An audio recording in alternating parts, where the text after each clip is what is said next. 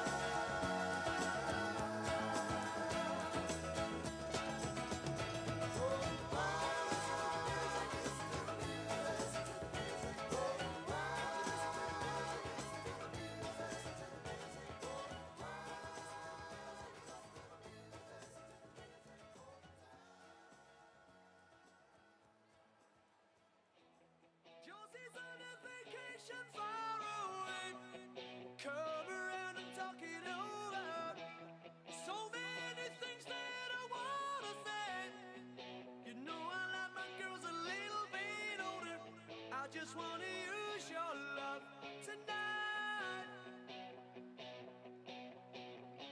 I don't wanna lose your love tonight. I ain't got many friends left to talk to.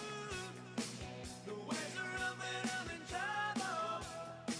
You know I'd do anything for you. Stay the night but keep it undercover. I just wanna use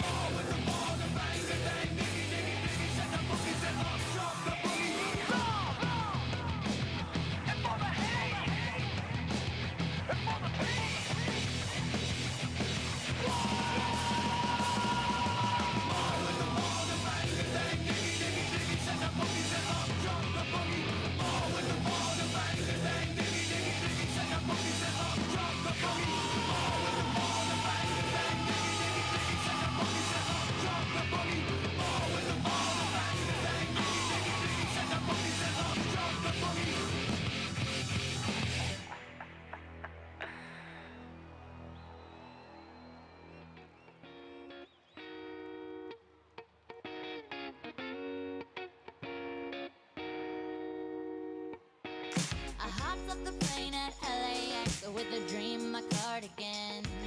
Welcome to the land of fame excess. Am I gonna fit in? Jumped in the cab, here I am for the first time. Look to my right and I see the Hollywood sign. This is all so crazy. Everybody seems so famous. My tummy's turning and I'm feeling kinda homesick. Too much pressure and I'm nervous. That's when the taxi man turned on the radio and a Jay-Z song was on. And the Jay-Z song was on. And the Jay-Z song was on. So I put my hands up to play my song. The butterflies fly away. Nodding my head like yeah. Moving my hips like yeah. Got my hands up to play my song. You know I'm gonna be okay. Yeah. It's a party in the USA. Yeah. It's a party in the USA. Get to the club in my taxi cab. Everybody's looking at me now. Like, who's that chick that's rocking kicks? She gotta be from out of town. So hard with my girls not around me. It's definitely not a Nashville party. Cause all I see is the letters. I guess I never got the memo. My tummy's turning and I'm feeling kinda homesick. Too much pressure and I'm nervous. That's when the DJ dropped my favorite tune. And the Britney song was on. And the Britney song was on. And the Britney song was on. So I put my hands up to play my song. The butterflies fly away. Nodding my head like yeah. Moving my hips like yeah. Got my hands up to play my song. You know I'm gonna be okay. Yeah. It's a party in the USA. Yeah. It's a party in the USA. Feel like I've been on a flight back to my hometown tonight. Something stops me every time. The DJ plays my song and I feel alright. So I put my hands up to play my song. The butterflies fly away. Nodding my head like yeah. Moving my hips like yeah. Got my hands up to play my song. You know I'm gonna be okay. Yeah. It's a party in the USA. Yeah. It's a party in the USA. Put my hands up to play my song. The butterflies fly away. Nodding my head like yeah. Moving my hips like yeah. Got my hands up to play my song. You know I'm gonna be okay. Yeah. It's a party in the USA. Yeah. It's a party in the USA. In here.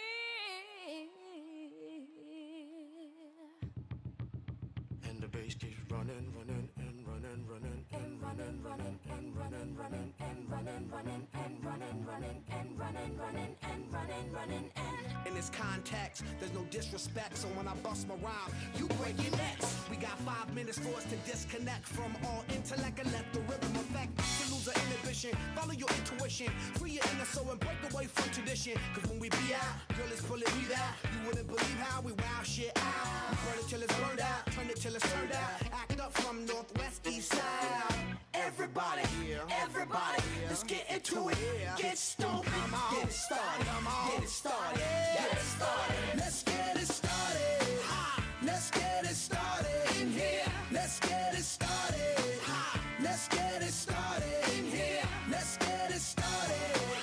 Let's get it started in here. Let's get it started. Let's get it started in here. Yeah. Lose control, a body and soul. Don't move too fast, people just take it slow.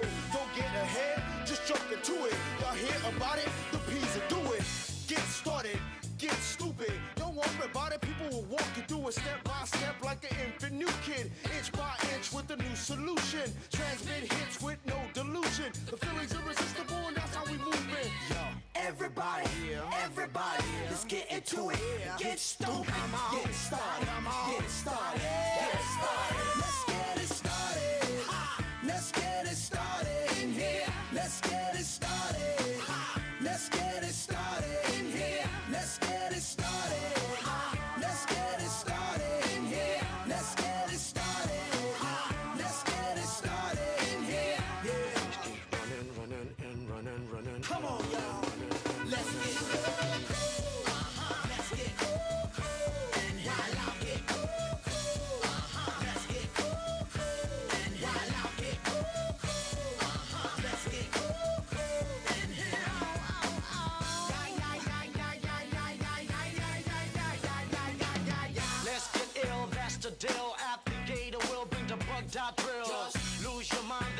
time. You can't stand still, twist and bang your spine. Just bob your head like me, Apple D. Up inside your club or in your Bentley.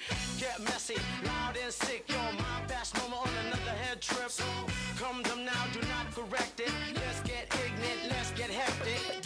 Everybody, everybody, let's get into it. Get stoked, get it started, get it started, get it started. Let's get it started. Let's get it started in here. Let's get it started. Let's get it started in here. Let's get it started. Let's get it started in here. Let's get it started. Let's get it started in here.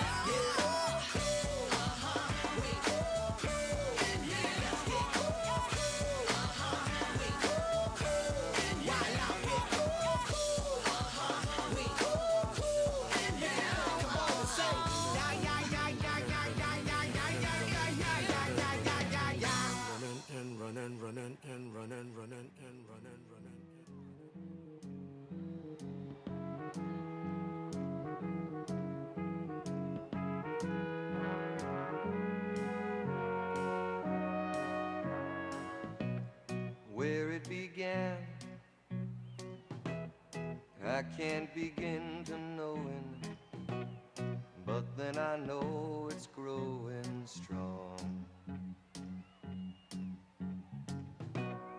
Wasn't the spring, and spring became the summer. Who'd have believed you'd come along?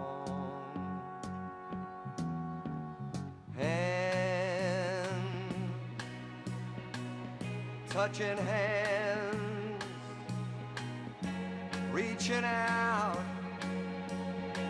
touching me, touching you. Sweet Caroline, good times never seem so good. I've been inclined to believe there never was, but now I look at the night and it don't seem so lonely. We fill it up with only two. And when I hurt, hurting runs off my shoulders. How can I hurt when holding you? Warm, touching warm,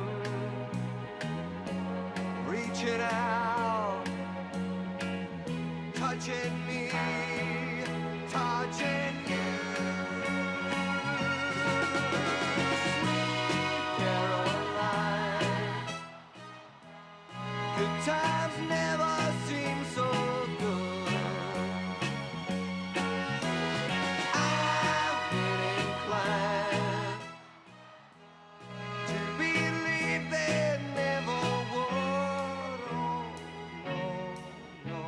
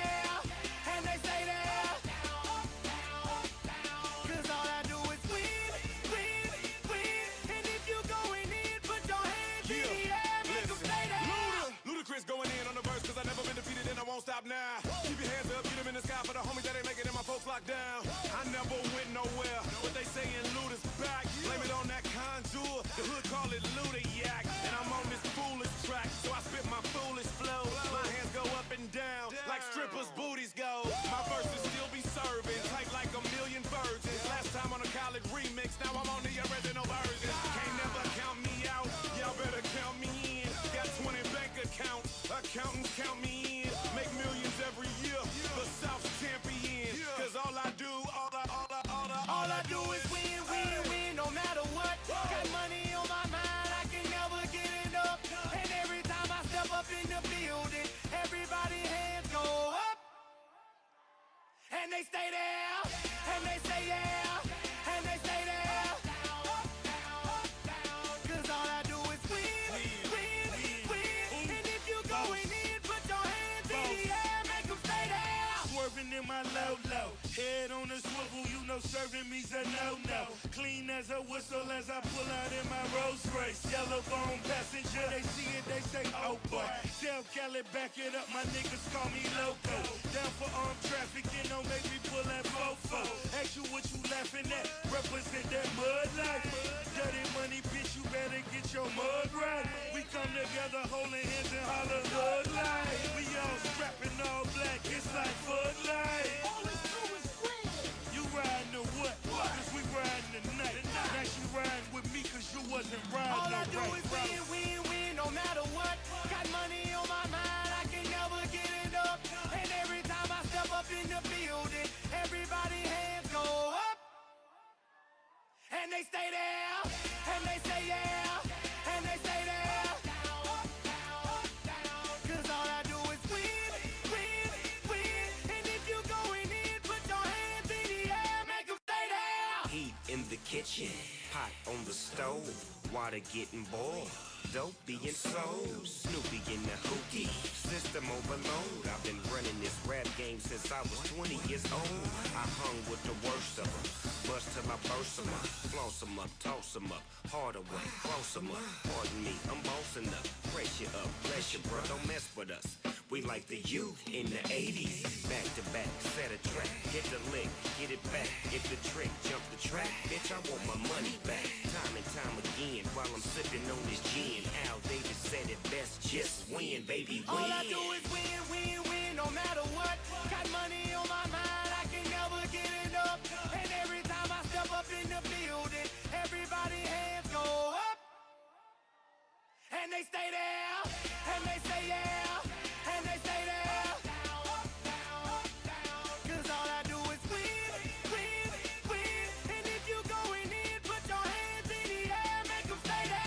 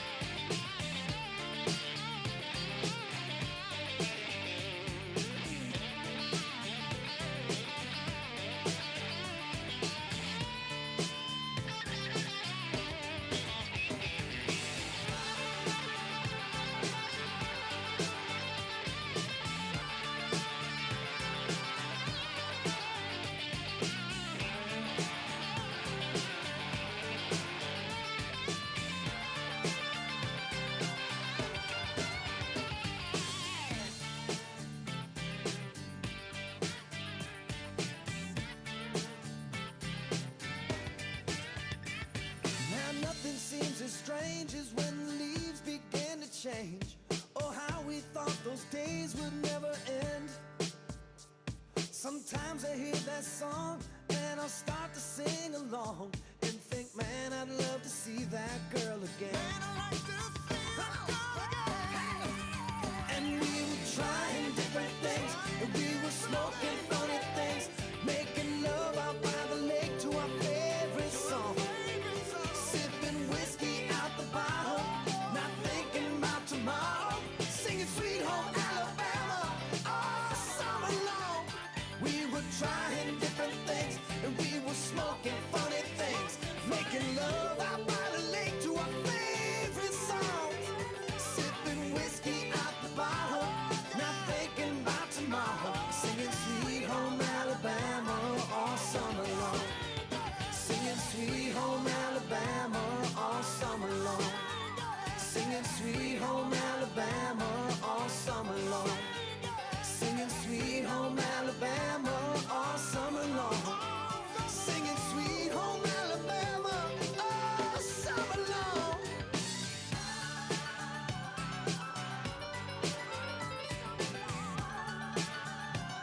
Singing all Sweet Home Alabama, yeah.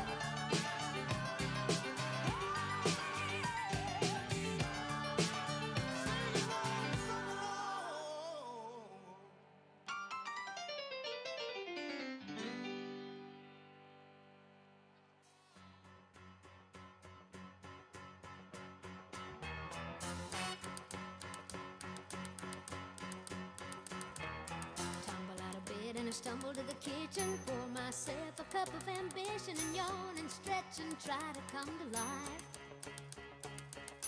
Jump in the shower and the blood starts pumping. Out on the streets the traffic starts jumping with folks like me on the job from 9 to 5. Working 9 to 5, what a way to make a living. Barely getting by, it's all taking and no giving. They just use your mind and they never give you credit. It's enough to drive you crazy if you let it. 9 to 5, for service and devotion. You would think that I would deserve a fair promotion. Want to move ahead, but the boss won't seem to let me. I swear sometimes that man is out to get me.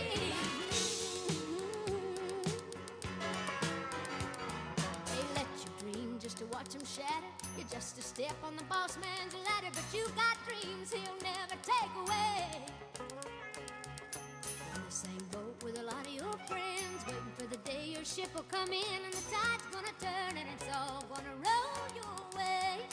Working 9 to 5, what a way to make a living. Barely getting by, it's all taking and no giving. They just use your mind and you never get the credit. It's enough to drive you crazy if you let it. 9 to 5, yeah, they got you where they want you. There's a better life, and you think about it, don't you? It's a rich man's game, no matter what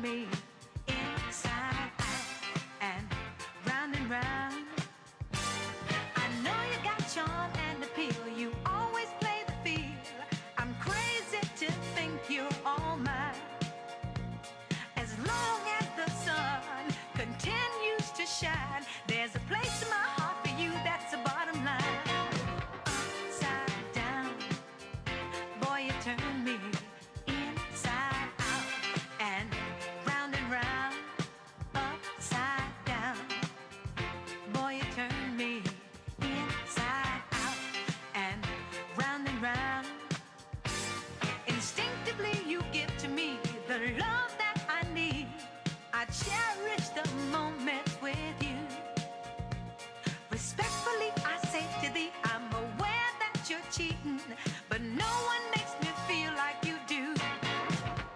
Side down, boy, you turn me inside out and round, round, upside down. Boy, you turn me inside out and round, upside down. Boy, you turn me inside out and round, upside down. Boy, you turn me inside out and round, upside down. You turn me, you're giving love instinctively. Round and round, you're turning me. I say to thee respectfully, upside down, you're turning me. You're giving love instinctively. Around and around, you're turning me. I say to thee respectfully.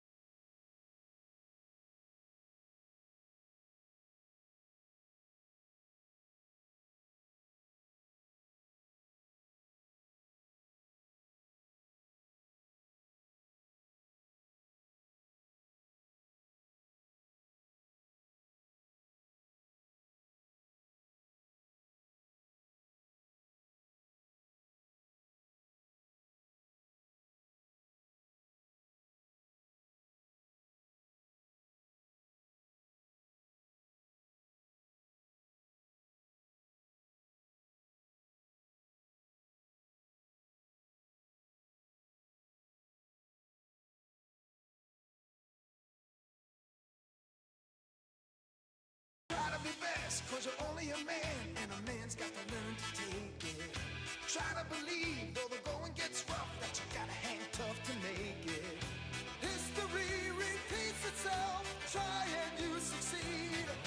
Never doubt that you're the one, and you can have your dream. You're the best around.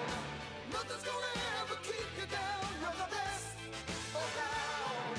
And nothing's gonna ever keep you down. You're the best around. Nothing's gonna ever keep you down.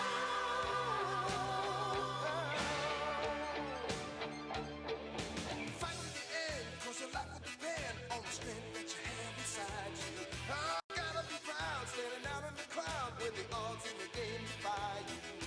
Try your best to win them all, and one day time will tell. When you're the one left standing there, you reach the final bell. You're the best around. Nothing's gonna ever keep you down. You're the best around. Nothing's gonna ever keep you down. You're the best around. Nothing's gonna ever keep you down.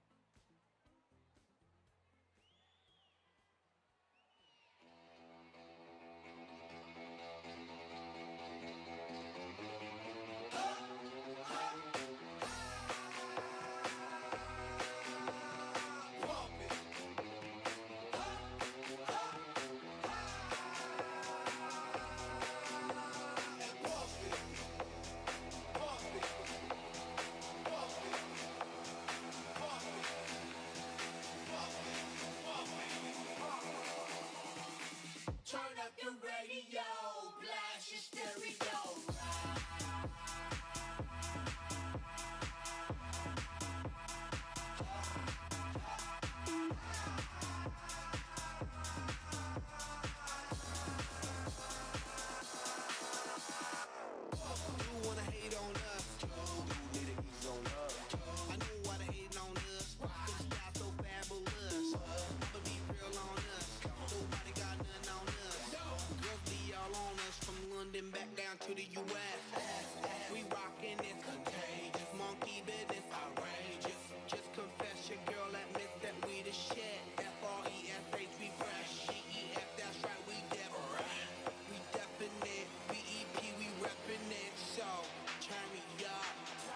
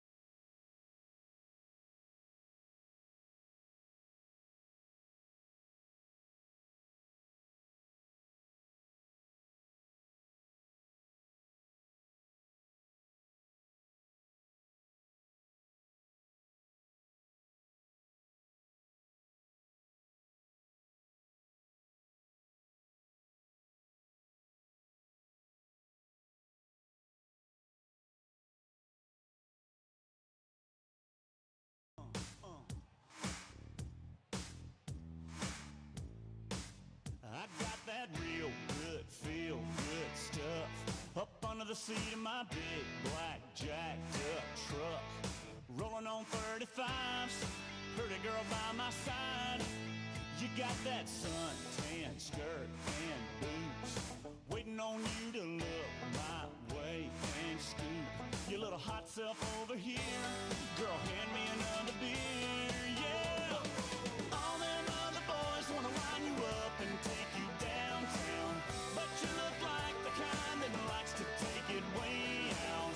Out where the cornrows roll my boat, floating down the Flint River. Catch us up a little catfish dinner. Gonna sound like a winner when I lay you down and love you right.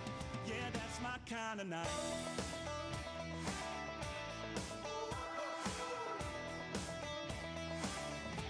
Might sit down on my diamond plate tailgate, put in my country ride, hip-hop mixtape. Little Conway, little T-Pain, might just make it rain. You can hang your T-shirt on a limb. Hit that bank and we can ease on in. Soak us up a little moonlight, you know I know what you like, yeah. All them other boys wanna line you up and take you downtown, but you look like the kind that likes to take it way out. Out where the cornrows roll my boat, floating down the Flint River. Catch us up a little catfish dinner. Gonna sound like a winner when I lay you down and love you right. Yeah, that's my kind of night. Yeah, that's my kind of night. My kind of, your kind is this kind of night. We dance in the dark and your lips land on mine. Oh, gonna get our love on. Oh, time to get our buzz on. All them other boys wanna wind you up and take you downtown, but you look like the kind that likes to take it way out. Out where the cornrows roll my boat, floating down the Flint River. Catch us up a little catfish dinner. Gonna sound like a winner when I lay you down and love you right. Yeah, that's my kind of night. Yeah, that's my kind of night. That's my kind of night. Yeah, that's my kind of night. Come on. American girls and American guys, we'll always stand up and salute. We'll always recognize when we see old glory flying. There's a lot of men dead, so we can sleep in peace at night when we lay down our head. My daddy served in the army, where he lost his right eye, but he flew a flag out in our yard till the day that he died. He wanted my mother, my brother, my sister and me to grow up and live happy in the land of the free. Now this nation that I love is falling under attack. A mighty sucker punch came flying in from somewhere in the back. Soon as we could see clearly through our big black eye, man, we lit up your world like the 4th of July. Hey, Uncle Sam, put your name at the top of his list, and the Statue of Liberty started shaking her fist, and the eagle will fly, and it's gonna be here when you hear Mother Freedom start ringing her bell, and it'll feel like the whole wide world is raining down on you. Oh, brought to you courtesy of the red, white, and blue.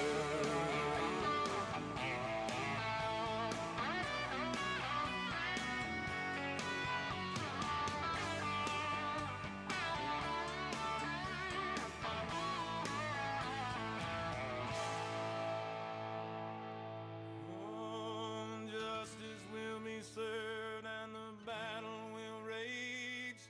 This big dog will fight when you rattle his cage. sorry that you mess with the U.S. of A. 'Cause we'll put a boot in your ass, it's the American way. Hey, Uncle Sam, put your name at the top of his list, and the Statue of Liberty started shaking her fist, and the eagle will fly, and it's gonna be hell when you hear Mother Freedom start ringing her bell, and it'll feel like the whole wide world is raining down on you.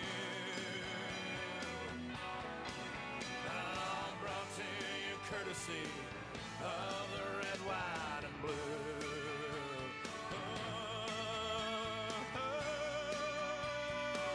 Of the red, white, and blue.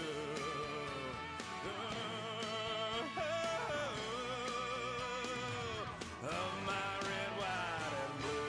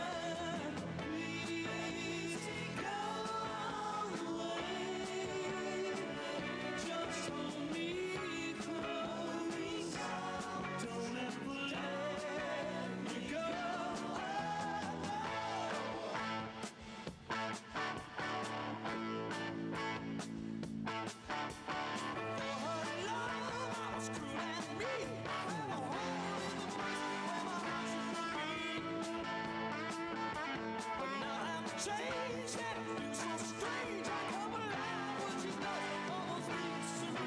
And she said, come on, come on, come on, come on, come on, come on. I need you. Come on, I love you. Come on, I need you. Come on, come on. Please come on away. So right, be with you here tonight. Please come away. Just hold me close. Don't ever let me go.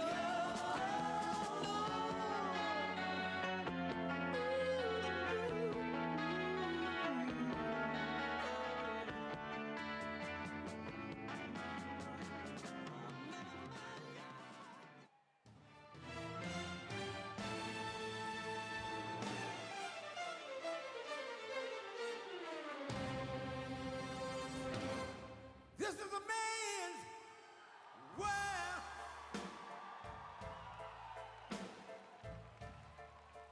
This is a man's world.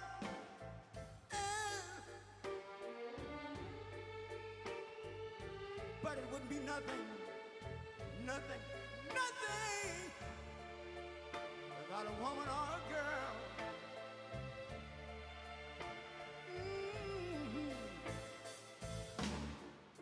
You see, man made the car to take us over the road. Man made the train, carry the heavy load. Man made the electric lights to take us out of the dark. And man made the boat for the water. Like my Bible said, Noah made the ark. This is a man's world. Ow! But it wouldn't be nothing, nothing, nothing without a woman or a girl.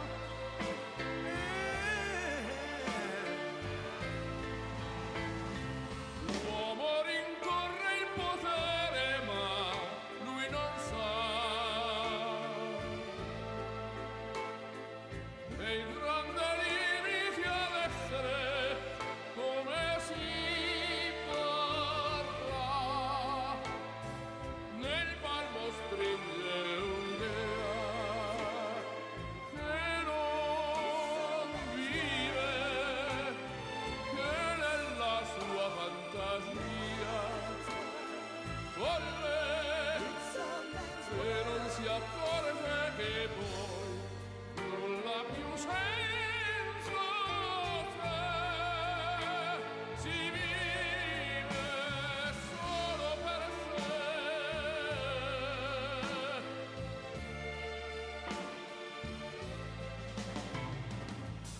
Man thinks about a little bit of baby girls and a baby boy.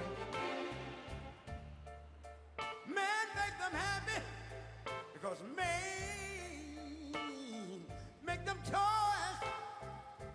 But after man made everything he can,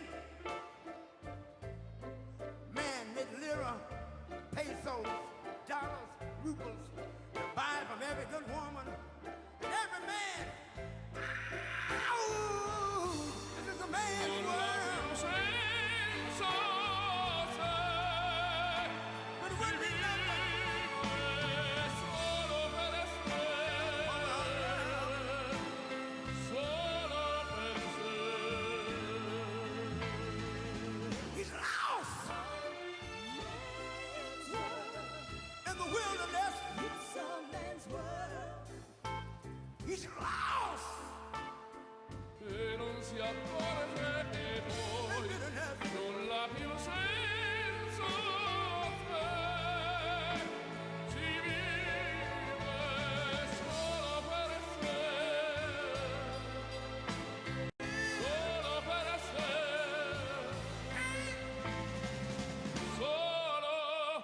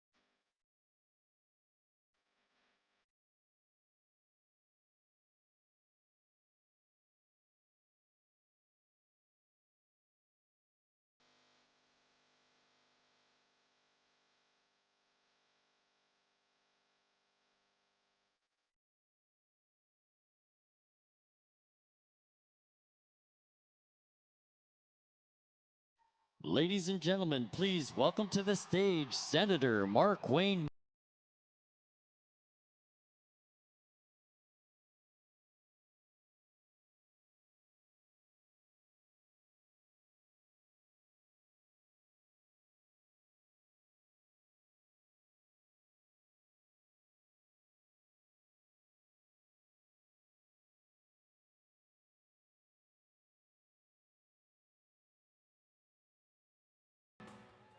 How's it going, everybody?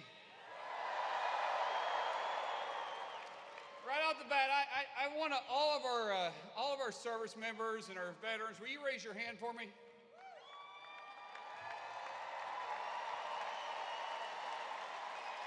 Let me tell you thank you, because I want you guys to look around. We're here because of the sacrifice you made. Thank you so much. You guys fought for this country. You gave us a right to do this, and I want to talk about another fighter we have that's fighting for this country, right? You and I are here because we're fed up where America is headed right now. The Harris-Biden administration has failed America. And we need a fighter. We need one that knows how to fight back against an overbearing government. We need a fighter by the name of Donald J. Trump. We need a fighter that knows how to win a fight, and man, we know he knows how to win a fight. President Trump is not only going to fight against the bureaucrats in Washington, D.C., but he's also going to fight to bring down inflation. He's going to fight to bring back energy independence. Drill, baby, drill.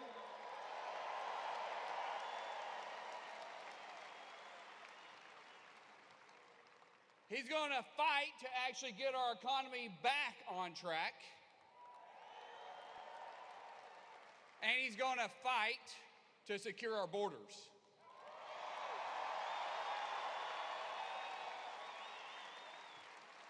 Now, I know a little bit about fighting, and I know a fighter when I see one, and the man I'm talking about tonight showed great courage during an assassination attempt. The man stood up, he raised his fist in the air, and for all Americans, he said, "Fight, fight, fight." That's the guy we need to get this country back on track. This is a man I call my friend. This is a man that's soon to be the 47th President of the United States of America.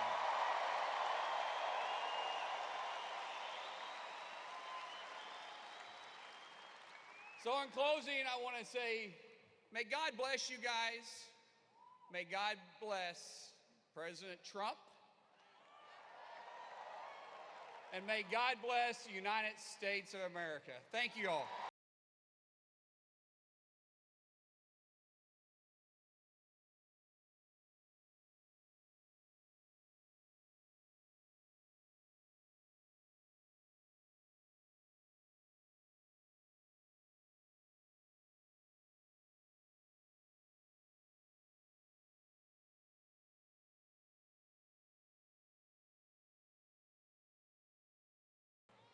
Ladies and gentlemen, please welcome to the stage United States Senator Eric Schmitt.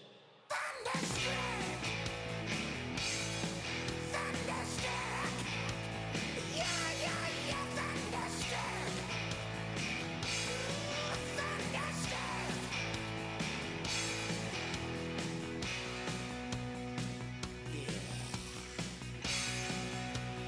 right, you guys ready to save America?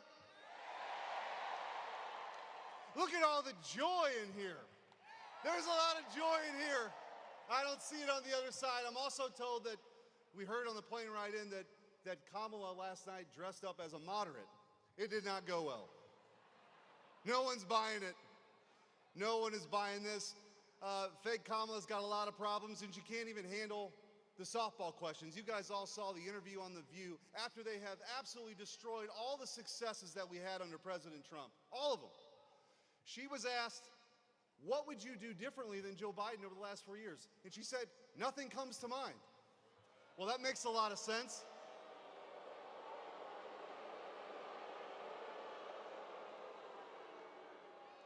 Under President Trump, we had a 45-year low in illegal immigration. We had a booming economy. The great working people of this state and across the country were able to buy more. They could afford a house. They could afford a car. All that's gone. The sticker shock every week at the grocery store is a testament to their failed policies. Every single thing that they've done has been a total disaster, but here's the good news. We're just a few days away from electing President Donald J. Trump.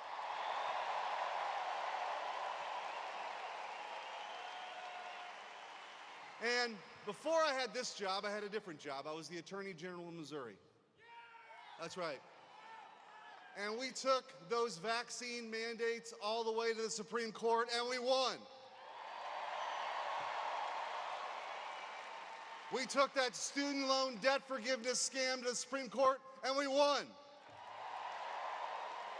We took on big tech and exposed censorship in Missouri versus Biden. And let me tell you, I know a little something about fighting back, but I've never seen anybody as tough and willing to fight than President Trump. What we saw on that stage in Pennsylvania when he came within a millimeter of losing his life, his first reaction was to do what? Stand up and say, fight, fight, fight. So we can honor that. We can honor that courage with courage of our own. There's a reason why they call us garbage. There's a reason why they call us deplorables. There's a reason why they try to censor us. It's to silence us. It's to intimidate us. It's to try to get us to not come out and know that we have the right vision for America, but we know that we do. So here's what we need to do. On Tuesday, if you haven't done it already, vote. Get out and vote, because all the polls, they're great. These rallies are great. They're important, but the most important poll is going to be on Tuesday. So when you listen to all these great speeches and President Trump's got a humdinger coming for you, text 10 friends. Make sure somebody gets to the polls, because if we all do that, if we all fight back on Tuesday, we're going to make sure that President Trump is the 47th President of the United States. God bless you, and God bless the United States of America. Let's go. Let's go.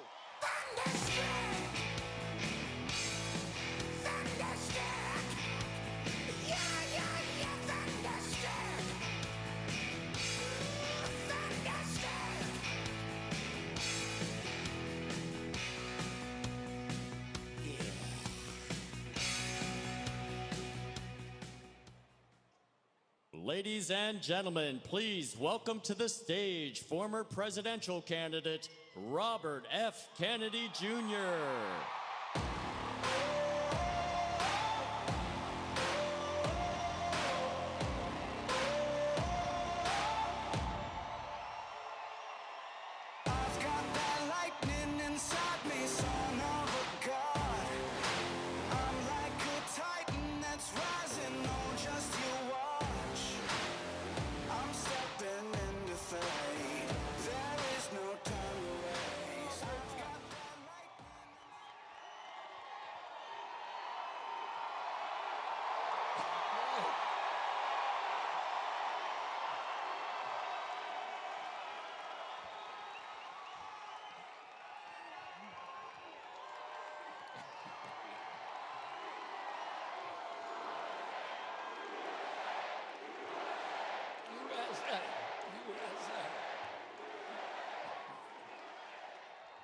Thank you very much.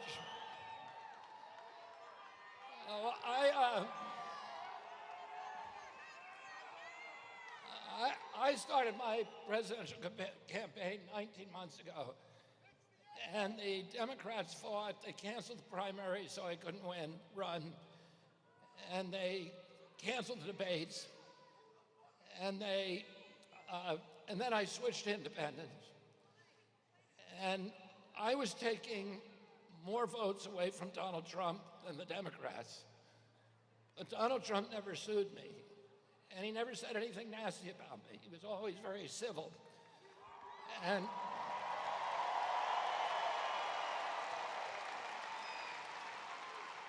the Democrats sued me, and they sued me to keep me off the ballot. They spent $10 million. They filed suits in 10 states. And then when I endorsed President Trump in August, they sued me to keep me on the ballot. And they lost most of those suits. Yes, 2 days ago, they won 2 of them in Wisconsin and in Michigan. And why did they do that? They did that because they want to confuse the voters. They want to interfere with the election because they're keeping somebody on the ballot who's not running. So when you go to the voting booth on Tuesday, you're going to see my name on the ballot. I do not want your vote. I want you to vote for Donald Trump.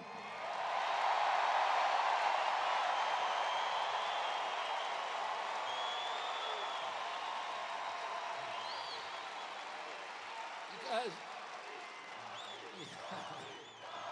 I do.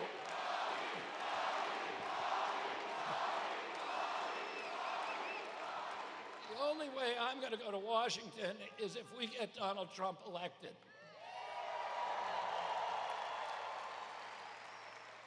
And that's the only way we're going to fix this catastrophe that is impacting our children, this chronic disease epidemic. When I was a 10-year-old boy, my uncle was president of the United States, and 6% of Americans had chronic disease. Today, 60% do. When my uncle was president, we spent 0 on chronic disease in this country. There wasn't even medications for any chronic diseases. Today, we spend $4.3 trillion every year. It's 5 times our military budget. It is bankrupting our country. It is hurting our national security. 77% of American children cannot qualify for military service because of a chronic disease diagnosis. When my uncle was president, 3% of Americans were obese. Today, 50% of our children are obese. And this isn't true in other countries. In other countries, it's the same as it was then. In Japan, 3% of the people are obese. It's impacting our country because we're mass poisoning ourselves, and we're poisoning our children. There's 1,000 ingredients in our food that are illegal in Europe. And the problem is not those ingredients. The problem is the corruption in Washington, D.C., the capture of our agencies.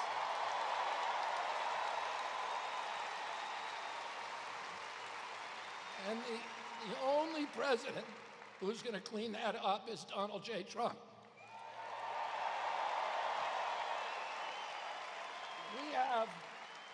We have the sickest children in the world. When I was a kid, the autism rates, and today in my generation, 70-year-old men, 1 in 10,000 of us has autism.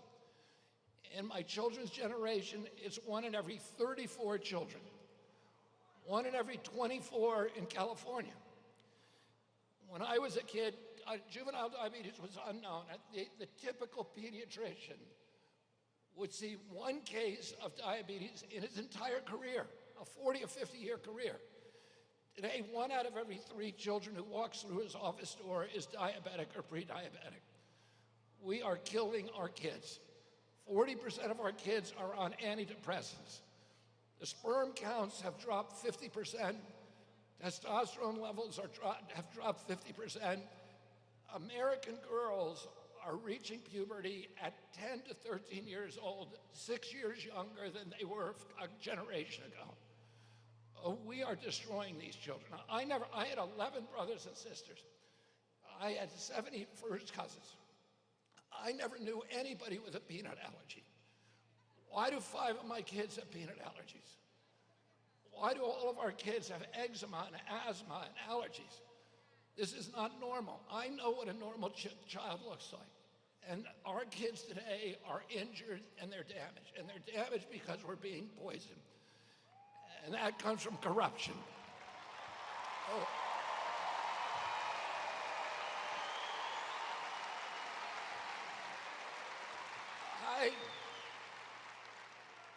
I started working on this issue 19 years ago. And for 19 years, I have got every morning, without one exception, I have said a prayer to God to put me in a position where I could end the chronic disease epidemic.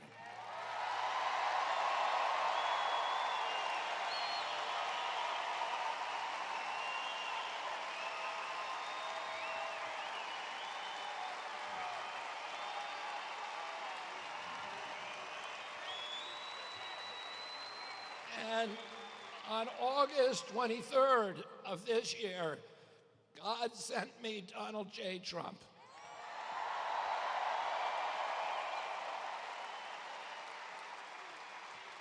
And Donald Trump said to me in Milwaukee, we met for 2.5 hours, and he said, I want you to join my campaign and unify our efforts, and I'm going to end the foreign wars, the addiction to war. The $200 billion that we sent to Ukraine, we're going to spend it here in the United States.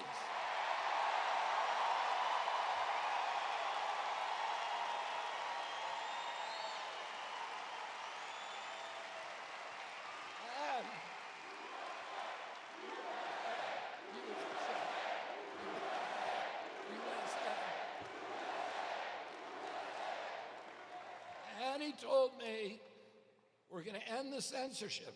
We're going to end the surveillance. We're going to end the weaponization of our enforcement agencies against the American people.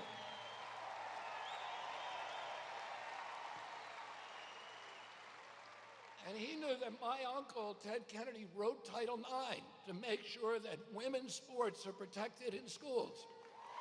And he said,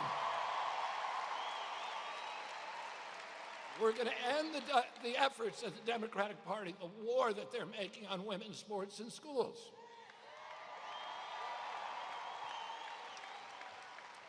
And he said, we're going to end the chronic disease epidemic, and we are going to make America healthy again.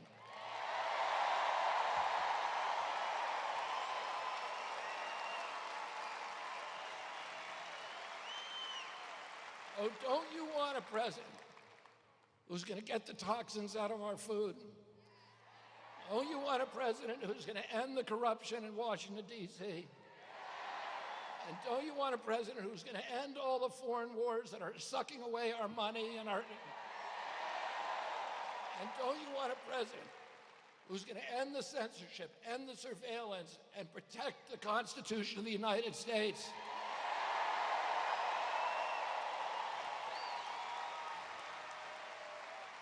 And don't you want a president who's going to make this a free country again, where we treasure our liberties? A president who's going to make America healthy again? A president who's going to make America great again? And let's go to the polls on Tuesday and deliver a landslide for Donald J. Trump. Thank you all very much.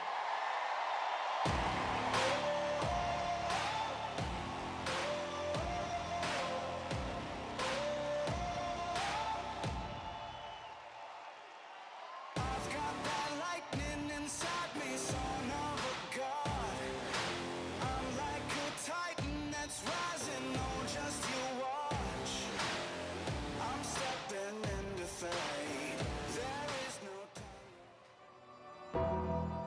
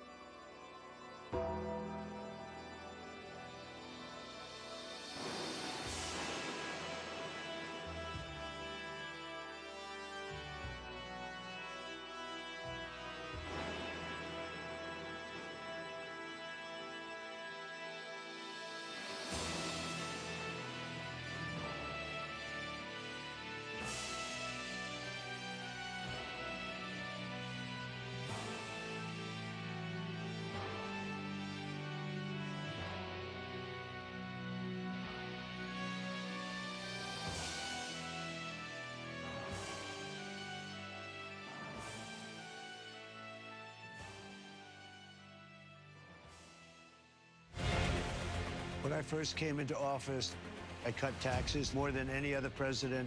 We have created 7 million new jobs, and it led to a growth like we've never seen before. We developed the greatest economy in history by far. When I left office, it changed. Inflation destroyed the lives of so many people. Interest rates went from 2% to 10%. Millions of illegal immigrants, traffickers, and drugs coming into our country. Our country has gone to hell. So I made a decision to run. We're going to make America great again, greater than ever before. I will fight for you with every breath, and I will never let you down. I'm gonna fight like a G, they all gon' see, and if I die, I'm gonna die free. President Trump is literally putting his life on the line, and he's willing to risk it all because he loves this country. He is strong, he is fearless, and he is what this country needs right now. Our cities will be safe, our streets will be clean, and our border will be secure. We can't allow our country to be destroyed by politicians who will put their own power ahead of the interests of the American people, our freedom, and our future. The left told me to hate Trump. When you cut through the lies, you realize the truth. American families were better when Donald Trump was president. We were safer, wealthier, and stronger. So if you love this country, if you want to stand up and fight for the future of our nation, you must re-elect Donald J. Trump.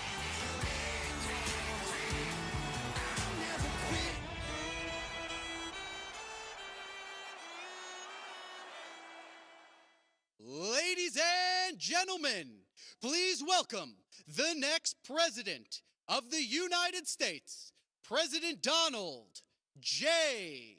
Trump. And I'm proud to be an American, where at least I know I'm free. And I won't forget the men who died, who gave that right to me. And I gladly stand up next to you and defend her still today. 'Cause there ain't no doubt I love this land. God bless the USA.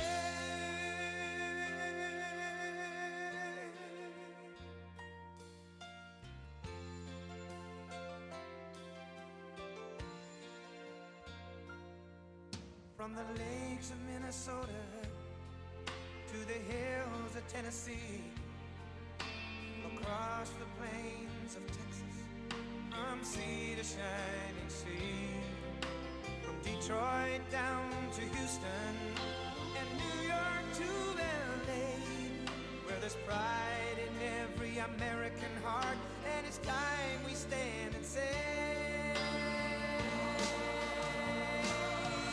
that I'm proud to be an American, where at least I know I'm free. And I won't forget the men who died, who gave that right to me. And I gladly stand up next to you and defend her still today. 'Cause there ain't no doubt I love this land. God bless the USA.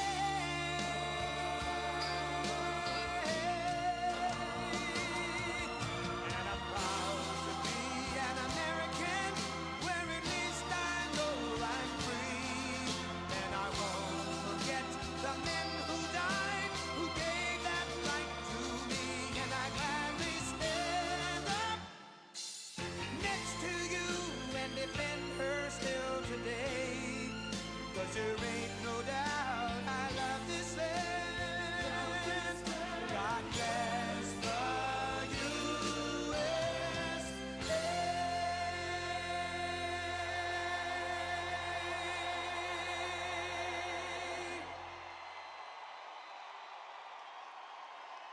Thank you, thank you.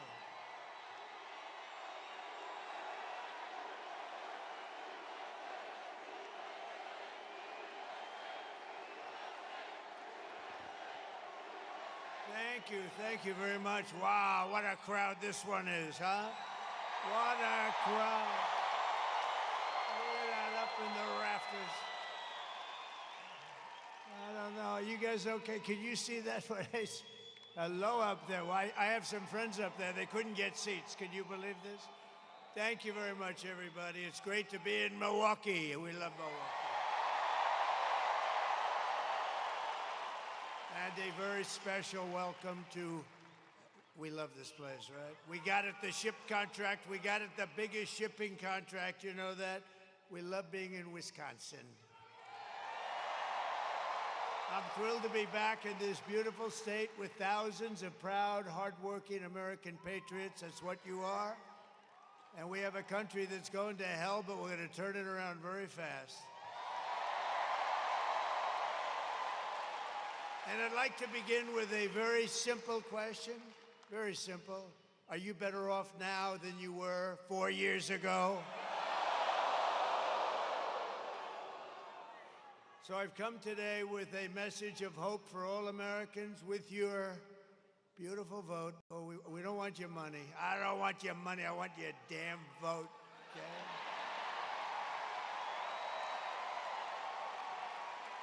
We want that vote. I will end inflation. I will stop the criminal invasion of our country, the biggest problem we have right now. And I will bring back the American dream. And this is all you really need to know. We have somebody who's grossly incompetent as, I guess, I don't know, is she the vice president, the president? Is she a contender? What the hell is she? Kamala broke it, and I will fix it, and we'll fix it very quickly.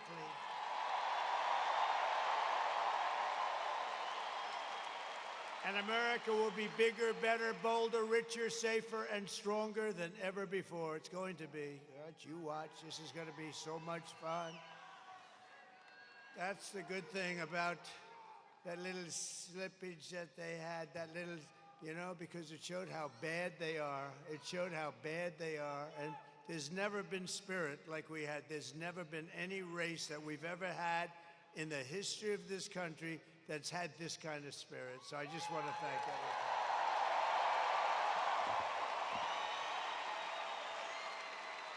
This election is a choice between whether we will have 4 more years of gross incompetence and failure, or whether we'll begin the 4 greatest years in the history of our country. They're going to be the 4 greatest years.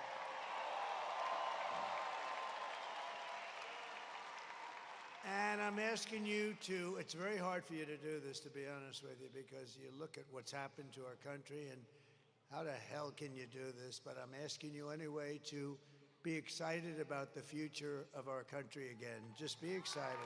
We're going to turn it around. And I'm asking you, dream big. The American dream, just dream big. We're bringing it back. This will be America's new golden age. It's going to be the golden age. Look at this place. I mean, what the hell? How do you beat it? How do you beat it, huh?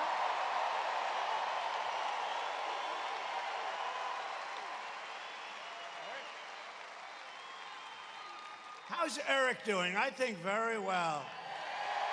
Oh, boy. He's a great guy. He's a great-looking guy, too. Sometimes I'd say maybe he'd be better off without that mustache. I'm not sure. He looks so, he's such a handsome guy. I said, I don't know. But, you know, I guess you better leave it, because I hear you're leading, so we have to leave the mustache. Right? And you're doing great, Eric.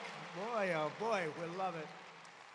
We love it. We love this whole place. We had a little event here, you know, recently. You know that, right? That was the convention. We had the convention. I had a little patch on my ear. Excuse me, little patch. I said, I don't know. I was a little embarrassed walking out with a patch. But there's nothing you can do about some things, right? Every problem facing us can be solved, but now the fate of our nation is in your hands. It really is. We win this state, we win the whole thing. You know that?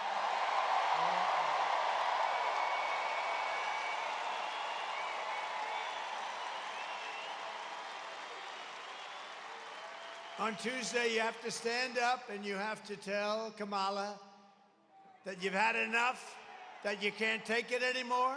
She's been the worst vice president in the history of our country. And you remember, just 5 months ago, everybody was saying she can't run, she's grossly incompetent. She was the worst vice president in history. We're not going to take it anymore, Kamala. You're fired. Get the hell out of here.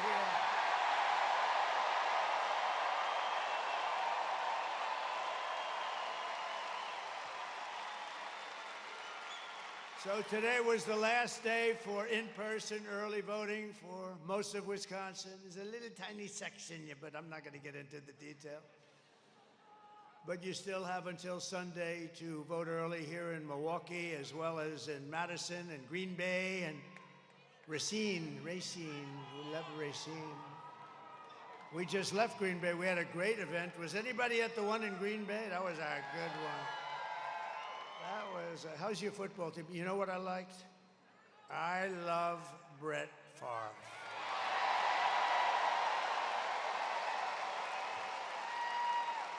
And we got a call from Brett, and you have to, I mean, he's a great guy, and boy, what a player. And I shook his hand. I said, man, that's the biggest hand I've ever seen. His fingers were like sausages. That's why he could throw a ball 80 yards, right? No, he was great, but he never did it before. It's such an honor because he never did it before.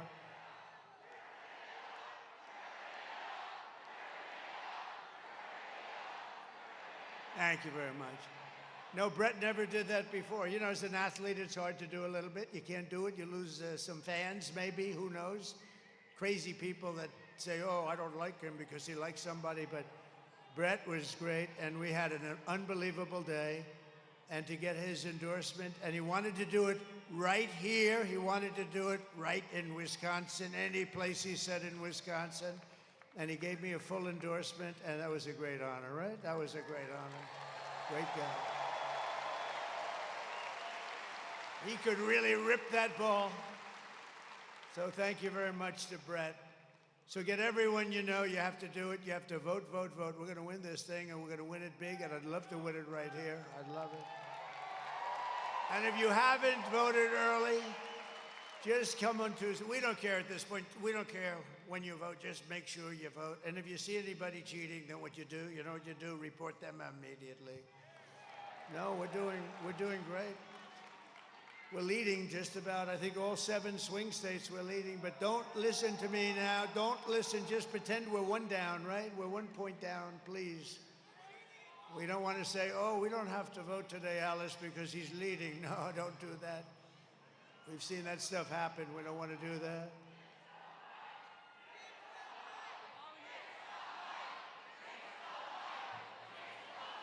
Oh, the mic. Yeah, I think the mic stinks. I think it stinks.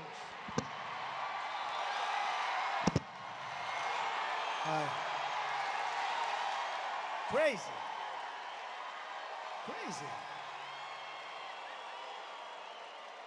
Oh, that's what I was wondering what the hell they were shouting. I think this mic stinks, by the way.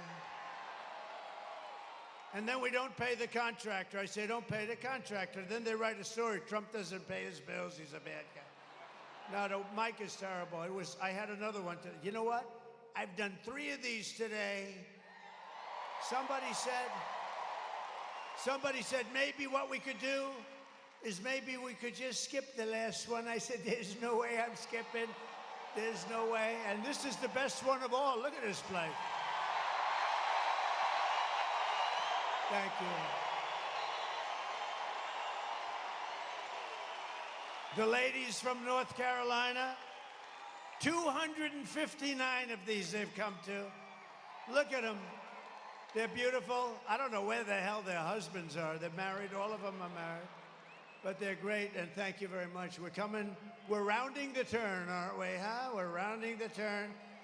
And we have front row Joes over here. Look at them. And we have Mr. Wall over here. You know, it is sort of sad. Is that mic now better back there? Oh, that pisses me off. They don't get it. Well, the mic at Madison Square Garden worked very well. Was that a great event? But honestly, it was basically the same The same crowd as you have here, right? Same thing. Your NBA arena, your team is very good. I would say the Greek is a seriously good player. Do you agree? And tell me, who has more Greek in him, the Greek or me? I think we have about the same, right? He's a great player, maybe the best player in the NBA, actually. He may be the best player.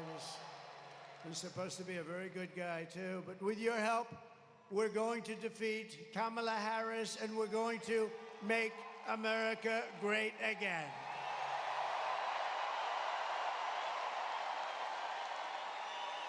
Thank you very much. Thank you. So in breaking news, the economy created a pitiful, you won't even believe this, the economy stinks.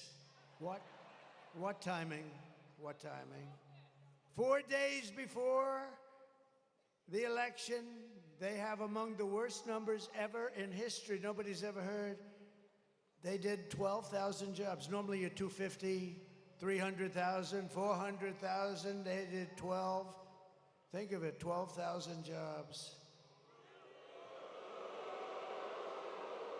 And it's hundreds of thousands of jobs less than it should be. Think.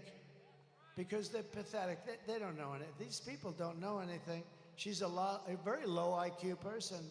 We don't need a low IQ individual. We just had that for 4 years. We don't need this. But those numbers are so low, they're almost disqualifying. The only thing good about the numbers I'm going to give you now are that it's great to run against the people that created those numbers because it's terrible. And just think, a few months ago, they fraudulently claimed, remember, 3 months ago, 818,000 jobs. It was a fraud. Everything they do is a fraud. And then they go after people that aren't frauds. They're a fraud. The whole operation stinks. But they created 818,000 fake jobs. And they thought they'd get away with it, and a whistleblower blew the whistle. And they blew the whistle. They thought they were going to announce. They call it a correction. That's a hell of a correction, by the way. That will be the world's biggest correction in history. What do you think, Ron Johnson? That's the biggest correction. Was it? You know, corrections are meant for like 700 jobs, not almost 1 million jobs. But now they've just revised the past jobs number, right? Last month, and they revised it downward by 112,000 fake jobs. So these guys are playing fast and loose. These are crooked people we're dealing with. The people we're running against are crooked as hell. So that's almost 1 million fake jobs. And I think it's something that Congress ought to look into, really. They ought to look at, who the hell ever heard of these numbers? And they wanted to revise them after the election. Could you imagine if you lost the election and then 2 days later, we've revised the numbers downward, 1 million jobs? Nobody's ever heard of it, but we thank you, Mr. Whistleblower. You know, some whistleblowers are very good. Kamala's failed economic agenda wiped out nearly 30,000 private sector jobs and nearly 50,000 manufacturing jobs in just the last month. Do you believe this? Nobody's ever heard of these numbers. Even I mean, I know they're incompetent, but I thought they were sort of riding along a little bit on what we built. With almost 100,000 manufacturing jobs killed since the beginning of the year. 100, that's a lot. 150,000, these are all the numbers coming out of the so-called government. Great government we have. 150,000 Americans joined the unemployment rolls last month. This is like a depression. And there's nothing, I mean, no event. I think they're trying to blame it on the hurricane. No, that was, you know, a relatively small area. No, not the hurricane, not the hurricane. They're the hurricane. And nearly 250,000 people dropped out of the labor force, which is almost unheard of. No, these are the worst numbers anybody's ever heard of. The data shows that 100%, listen to this part, of all new jobs, net job gains in the past year have gone to illegal migrants. And the jobs were taken from African Americans, Hispanic Americans, and union workers. I don't think the unions are too happy about this. But I told you this was going to happen. It was inevitable. They're letting millions and millions of people flood into the country. And the African American population, if you see these numbers down, they're going to release them. But I think maybe, Ron, you should try and get them early because they're really bad. They have taken so many jobs away from African Americans, less from Hispanic, but that's going to catch up. But the African American job picture is unbelievable. And we had it going so good, but they've come in illegally and they've taken the jobs, and people that have had jobs for 20 years and good jobs, and they raised a family, they had a little house and everything nice, and they've now lost their job to illegal migrants that have poured in through the open border policy of that stupid person. Kamala's inflation nightmare has, think of this, has cost the typical American family $30,000. Think of that one. Higher prices because the inflation's just raised. And you know, it started when they played around with my energy. I had no inflation. We had the greatest energy we've ever had. I was going to have it 4 times higher by now. And we're going to do that, but we got a little bit of a delay because... And we were going to have it 4 times higher. We were going to take care of Asia. We were going to take care of Europe. We're going to make a fortune, start paying down debt. We have $35 trillion in debt.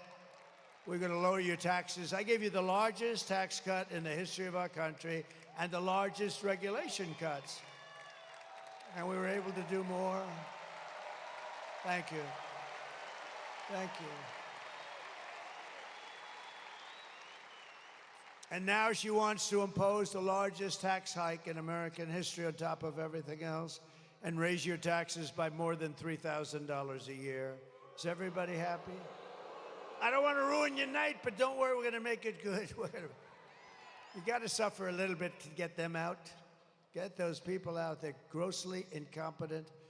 I stand before you today as the only candidate who can rescue our economy from total obliteration and restore it to strength, prosperity, and actual greatness. We're going to restore you to greatness.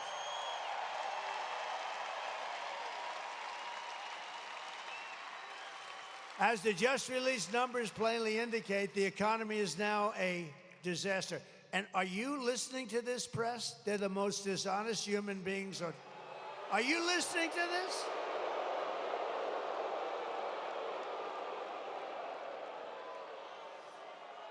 These people, you know, whenever I look at them, they turn the cameras off. The red lights go off like, you see them all go, they don't want any part of it.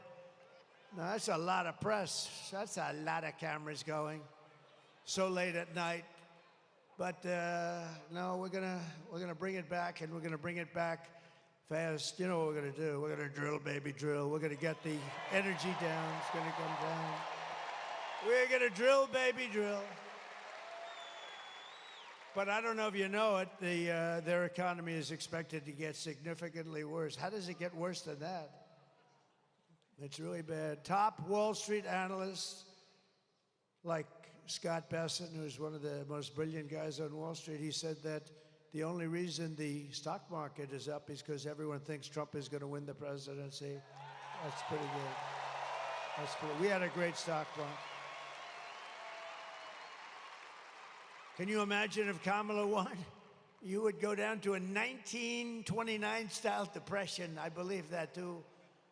No, that would crush your incomes and kill millions of jobs and wipe out your savings. We're not going to let that happen. You got to get out and vote. Just got to get out. I don't like to say, you know, it's when I win. No, I sort of say, should I say when or if?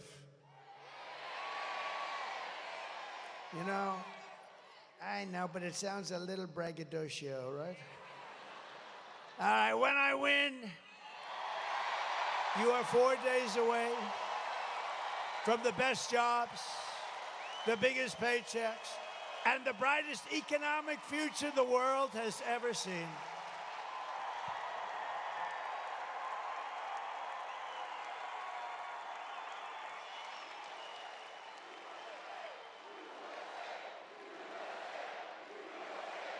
Thank you. That's so nice. Thank you. Thank you. I will massively cut taxes for workers and small businesses, and we will have no tax on tips.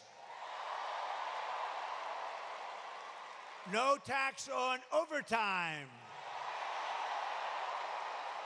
And for our seniors, ready? No tax on Social Security benefits. And I am going to, this was given to me by a friend of mine. Actually, this was given to me by a great political reporter. She said, "Sir, why don't you support and give a tax credit for family caregivers who take care of a parent or a loved one?" I said, "That's a good idea." So we're going to do that. Do you know, if you didn't have those people, you would not have enough hospitals in this country to take care of anything. You'd need to double your hospitals, and you still, those are the greatest people on earth, and they do it with love. And we're going to get them a tax credit. Is that okay? It's about time. To rapidly reduce inflation, I will end Kamala's war on American energy. We're going to drill, baby, drill. We're going to frack, frack, frack. You know, she goes and she says, "Oh, no, I've always wanted to frack." This woman, she's the worst liar. Look, I had to go and beat crooked Hillary Clinton. She's crooked as a $4 bill. You know, I've never held a microphone up so long in my damn life. It's like I'm weightlifting. Sucker's heavy. But she's crooked as hell, right? Crooked Hillary. But she was less like, she didn't lie this way. This woman, Trump is going to do, he's going to terminate your Social Security in his first week in office. No, no, no. I'm the one that's going to keep it going. No increases in age. He's going to ruin Medicare. He's going to do that. I see her today. She's at a news conference. First of all, she's exhausted. She looks like, no, she's exhausted, right? Man. And you know what? I've gone 62 days, no days off. I've done so many. I've done so many.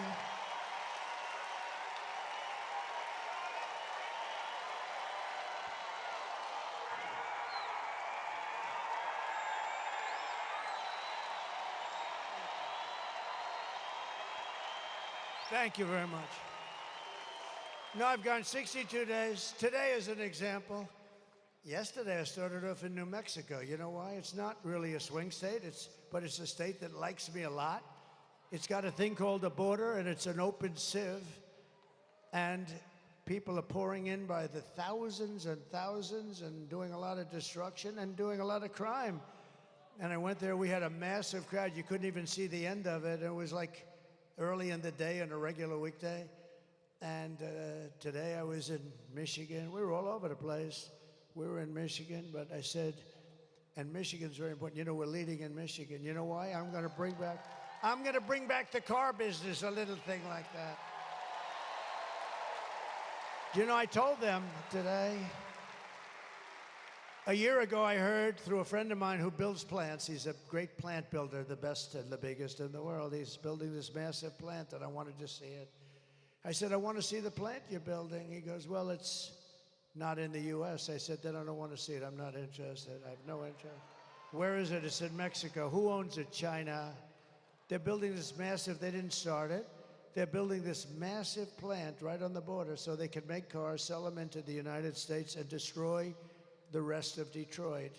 Take all the business away from Michigan, and in all fairness, Tennessee and South Carolina and lots of other places. And you to a lesser extent, but you too. But they're going to build this big plant. And I didn't like it. I said, that's killer. You know, they're trying to solve the Detroit situation, and we want to bring back company. And we're going to bring them back because you know why? The most beautiful word in the entire dictionary, you know what it is? It's tariff. The tariff.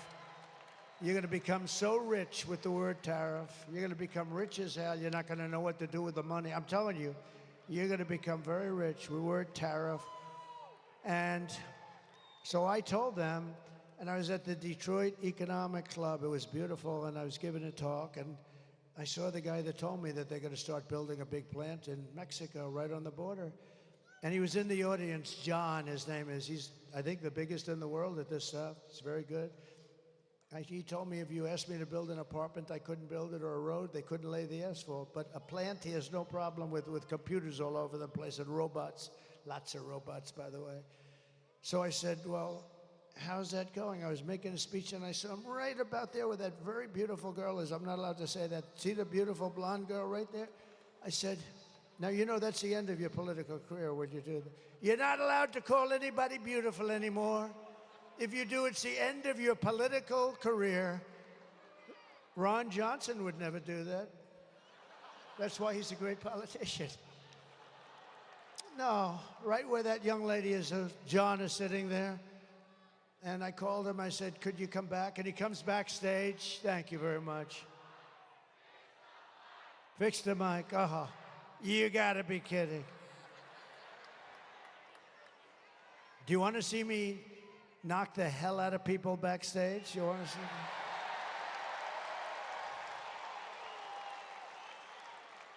I don't mind if they want to come up a little forward or something, but it's a pretty stupid situation, but that's okay. I get so angry, I'm up here seething. I'm seething, I'm working my ass off with this stupid mic. I'm blowing out my left arm, now I'm gonna blow out my right arm, and I'm blowing out my damn throat too, because these stupid people. I'll make you a deal. Pretend you're listening to it perfectly, and I'll come back and do another one, okay? With a decent... It's so stupid. And you know, the only thing I ask for, I don't care about lighting, I don't care about teleprompters, because I never read the damn things anyway.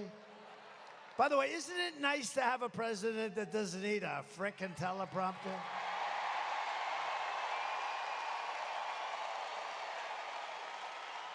But I don't ask for much. I don't ask for much. The only thing I ask for is a good mic. And this is the second time today that this happened.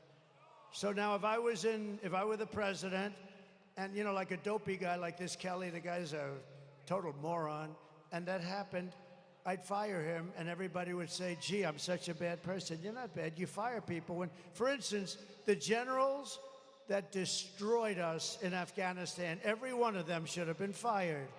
Should have been fired.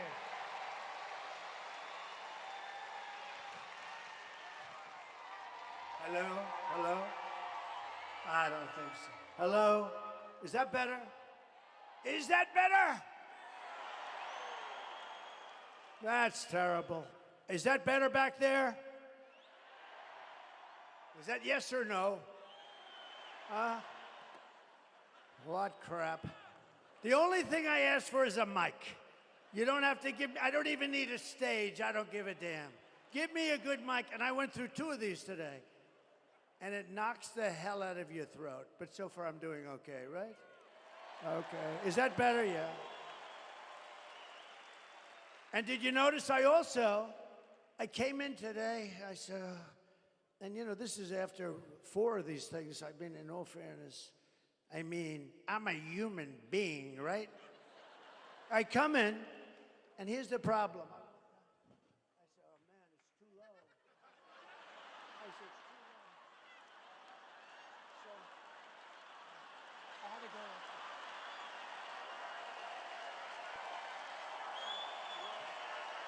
go. Way too low.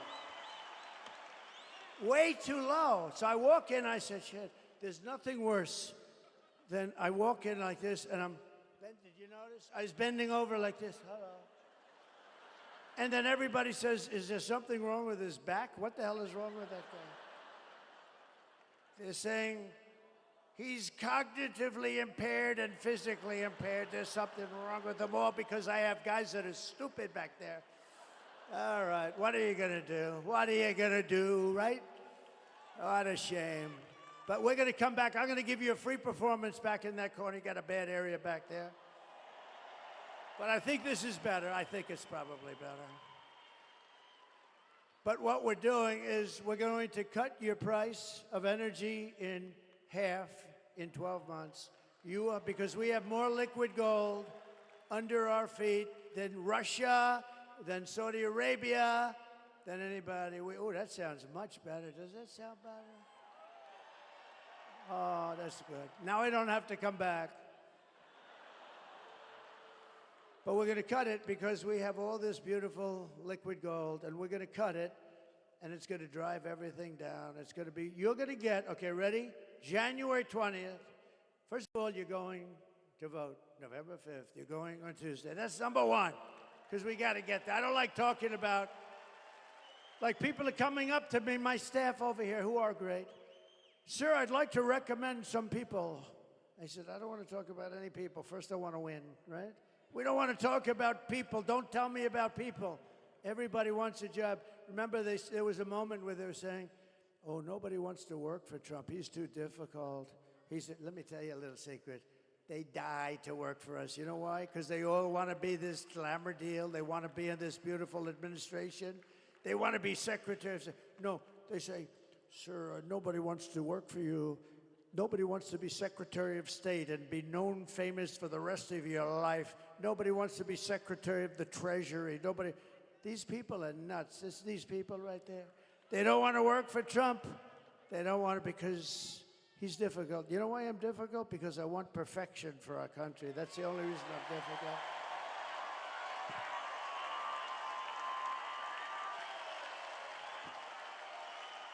So I will terminate the Green New Scam, one of the great scams in history. Remember? Remember, our country was going to be dead in 12 years. Remember that? Well, we came up at the 12. What happened? Where are we? Let me tell you, they have global warming, right? They said global warming. They used to call it, but now they call it climate change. You know why? Because climate change covers cold, if it's too cold, if it's too climate change. We're suffering climate change. If it's cold, that's good. If it's hot as hell, that's good. It used to be global warming, and that wasn't working because we're actually cooling. So we have that. But you know, the biggest warming problem we have is nuclear warming. So they talk all the time about the ocean will rise in 500 years, 1/8 of an inch. Who the hell cares, okay? But we have maniacs that have nuclear weapons, and we can't let that happen. And you need a smart president. As an example, Russia would have never gone into Ukraine if I were president. Zero chance with Putin. Zero. And everything Biden said, I said he's saying the exact opposite of what he should be saying. Israel would have never happened. That attack, October 7th, would have never happened. What a shame, right? What a shame. You know what else wouldn't have happened? Afghanistan, we would have left sooner, but we were going to leave with dignity and strength. Instead, we lost 13 great soldiers. I know their families. You know, Biden and Kamala would never call the families, not even one little phone call. I don't think they really wanted to hear from them in the end. But they wouldn't call. 13 great people were lost. Many people lost the legs, the arms, the face was just horrifically injured and obliterated in some cases. Nobody ever talks about them. I talk about them all the time because those people, I mean, they're going to suffer for the rest of their lives. It's so sad. What happened at Afghanistan, and because of that, by the way, Putin looked, he said, oh, the U.S. is a paper tiger. I guess I can finally go into Ukraine because it's the apple of his eye. Always was. He told me, no, I love it. I mean, he loved it, right? He loved it. He wanted it, but he would have never done it with me. Zero chance, zero chance. So sad, so sad. So many things have happened. You know what else wouldn't have happened to you? You would have had no inflation. I had no inflation. You wouldn't have had. Inflation was caused by their stupid energy policy that drove the energy through the roof. It's not so complicated. To bring back millions of jobs, we will give our companies the lowest taxes, the lowest energy costs, the lowest regulatory burdens, and free access to the best and biggest market on the planet. And this mic is much heavier than the other one. I will take. I can do exercise. I can build up my muscle. but only for those who make their product here in the USA and hire American workers for the job. Right? Right? And if these companies don't make their products here in the USA, then they will be forced to pay a very stiff tariff when they send their products into the United States for the privilege of competing with our workers and taking our workers' jobs. And we will now have protected companies. These companies will not leave because they're going to be protected by tariffs, because they can't be undercut. You know, I took in hundreds of billions of dollars from China. Nobody talks about it. Those guys don't talk about anything. They only talk about bad. They only talk about fake news. But we took in hundreds of billions with a B, dollars from China. No other president took in 10 cents. Oh, you know, and I watched the other day, Mrs. Obama was nasty to me. What was that all about? What was that all about, Scott Walker? Nasty. Oh, look, it's Tommy Thompson. Holy mackerel. It's Tommy. Is that Tommy Thompson or am I? Stand up, Tommy. Stand up, Scott.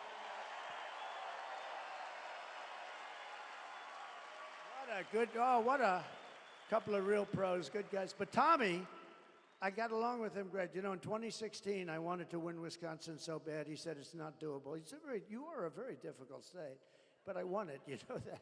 I did win it, despite your difficulty. I actually won it twice, but these are minor details.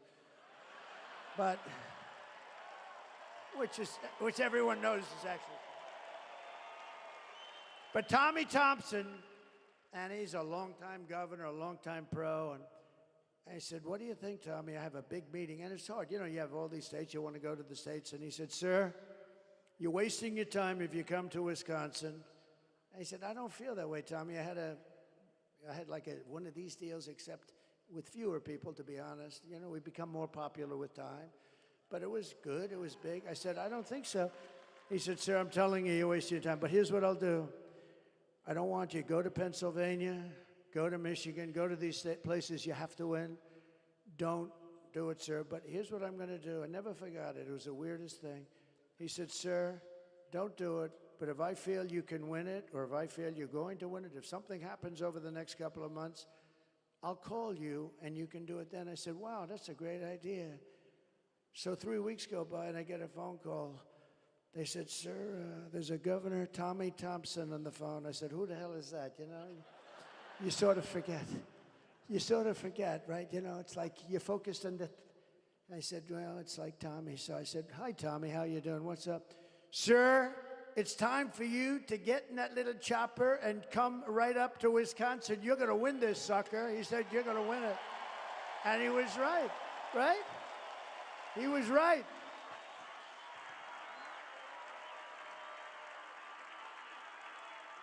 He was right. I got in that chopper. I was up here so fast they couldn't believe you could travel that fast. No, and we won. We had a great victory. And I will say this, we're much more popular. This is a much bigger movement. You know, Make America Great Again, MAGA, it's the greatest movement by far in the history of our country. It's amazing. There's never been anything like it. And people don't even fight it anymore, really. They don't win, but it's the greatest movement. And when Biden was doing that thing with the purple background, you remember that? He looked like the devil, right? Remember that? Sebastian, have you gotten taller, Sebastian? What's going on with you? Sebastian, do you remember? Oh, why are you standing? Do they not have a seat for you? He's giving me applause before we. He's a great guy. Does everybody listen to his show? He's been loyal. I'll tell you one thing. That guy was with me through thick and thin. Anything that came up, he said, the president is innocent. I said, oh, thank you, Sebastian. He would say, I don't know exactly what they're accusing him of, but he's innocent. No, Sebastian's been great. He's been a very good, loyal friend, a really good friend and a really talented guy, smart.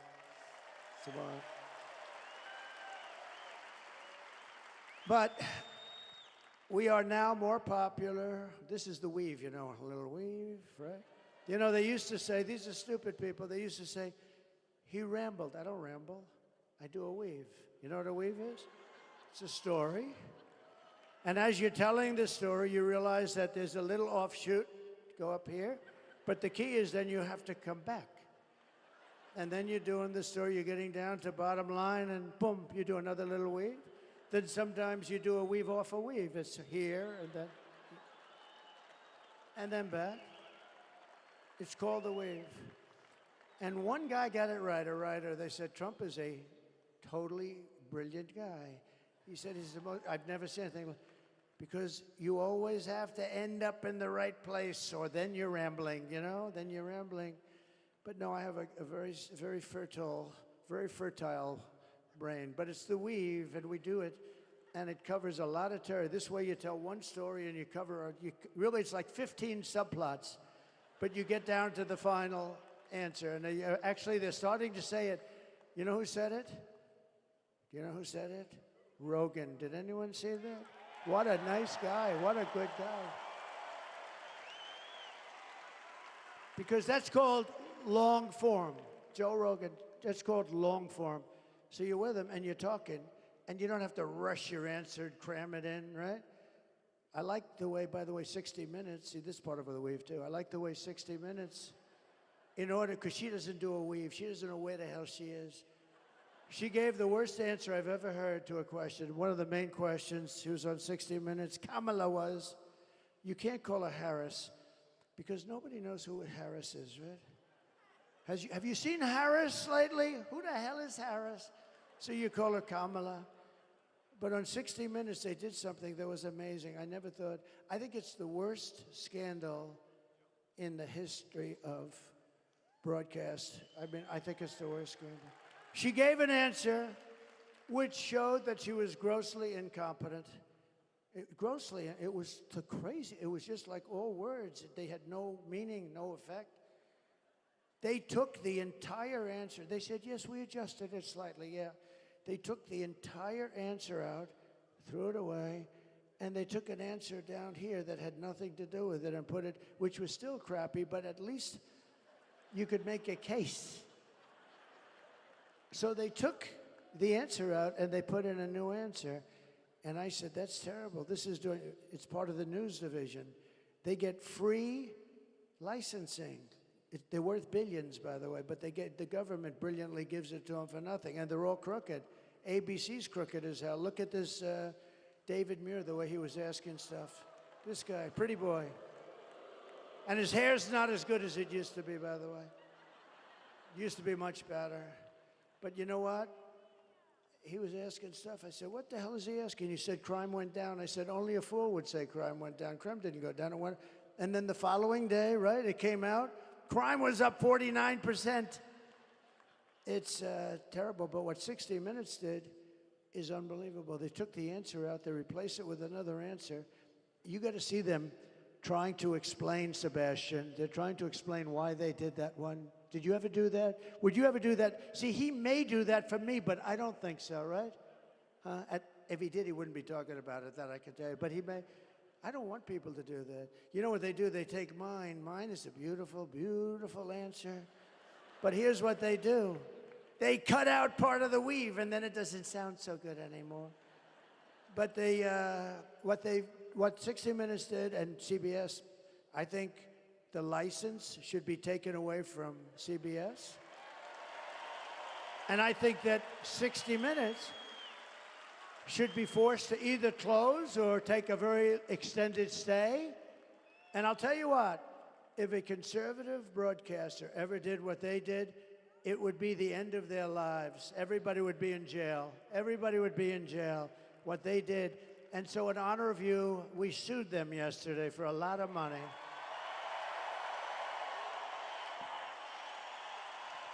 We sued them. And I sued them, and we call it election interference fraud. It's it's a fraud.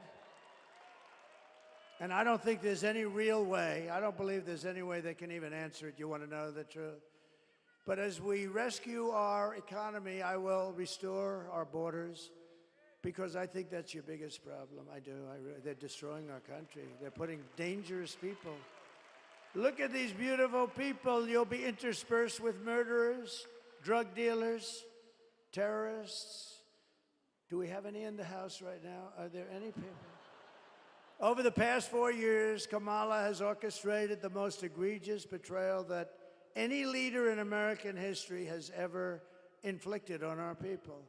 She's violated her oath, eradicated our sovereign border, and unleashed an army of gangs and criminal migrants from prisons and jails, insane asylums and mental institutions all around the world, from the Congo in Africa to Venezuela. You know, Venezuelan crime is down like 72%, right? Because they put their criminals into the United States of America. Thank you. Thank you. Our stupid leaders. And they're stealing countless American lives. You'll see that in a couple of minutes. It's horrible what's going on. It's a terrible situation. Today I want to hear directly from a mother whose world has been absolutely shattered. This is a young, beautiful mother who I met at one of the rallies, and we said, "You mind if we do this?" She was so dead. I had some of the toughest people I've ever seen with me. They were all crying when they saw this. Wait till you see this, please.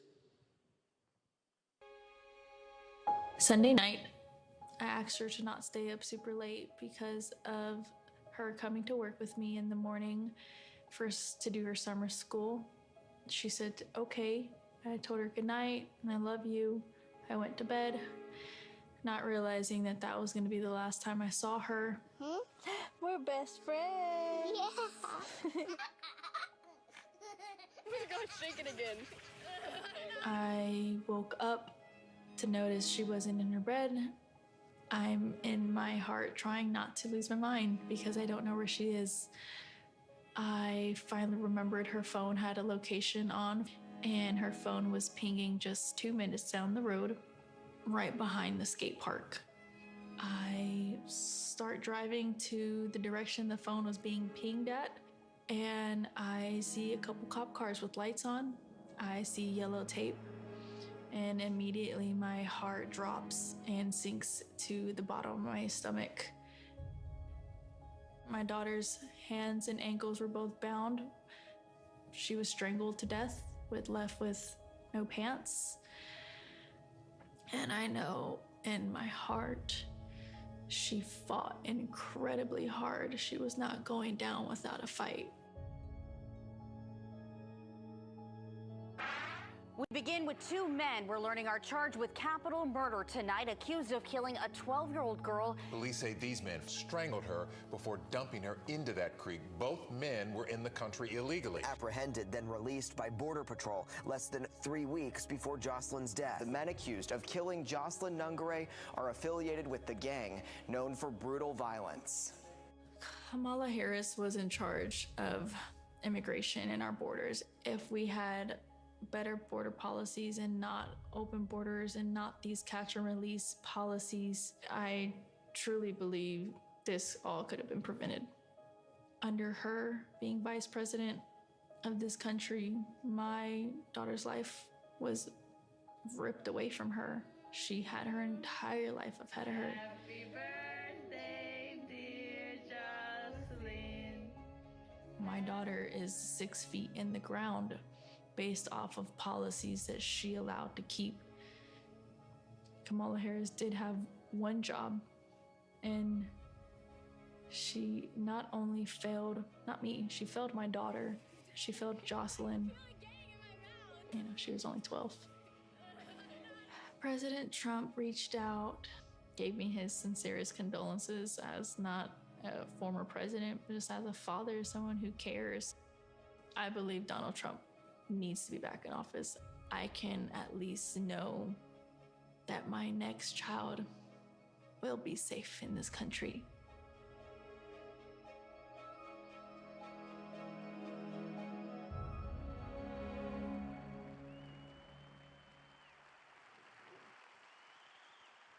This is what we're letting into our country. This is what we're letting in. And you could take that scene and multiply it times thousands, whether it's on highways, whether it's just shootings, plane shootings. These are rough people, rough people. And we can't take it. And it's the worst thing that's happening to our country. I think it's the worst thing that's happened to our country in decades. Nobody's ever even imagined a thing where other countries will take their prisons and open them and drop everybody, thousands of their prisoners. You know what they saved by doing that? And I know most of the heads of these countries. It's like they can't believe they got away with it. And as soon as I heard we were going to have open borders, I said, I know immediately that that's what's going to be done. They're opening their jails and their prisons and their mental institutions, and they're becoming empty. Some are already empty, but all over the world, all over the world. This isn't just in South America. It's not just Guatemala, Mexico, Honduras. You know, you think in terms of a little close. These are all over the world. Big, big in the Congo, big, big. They're sending them over, big, tough. They're tough. They're tough, and they're mean, and they're mean. The day I take the oath of office, the migrant invasion ends, and the restoration of our country begins.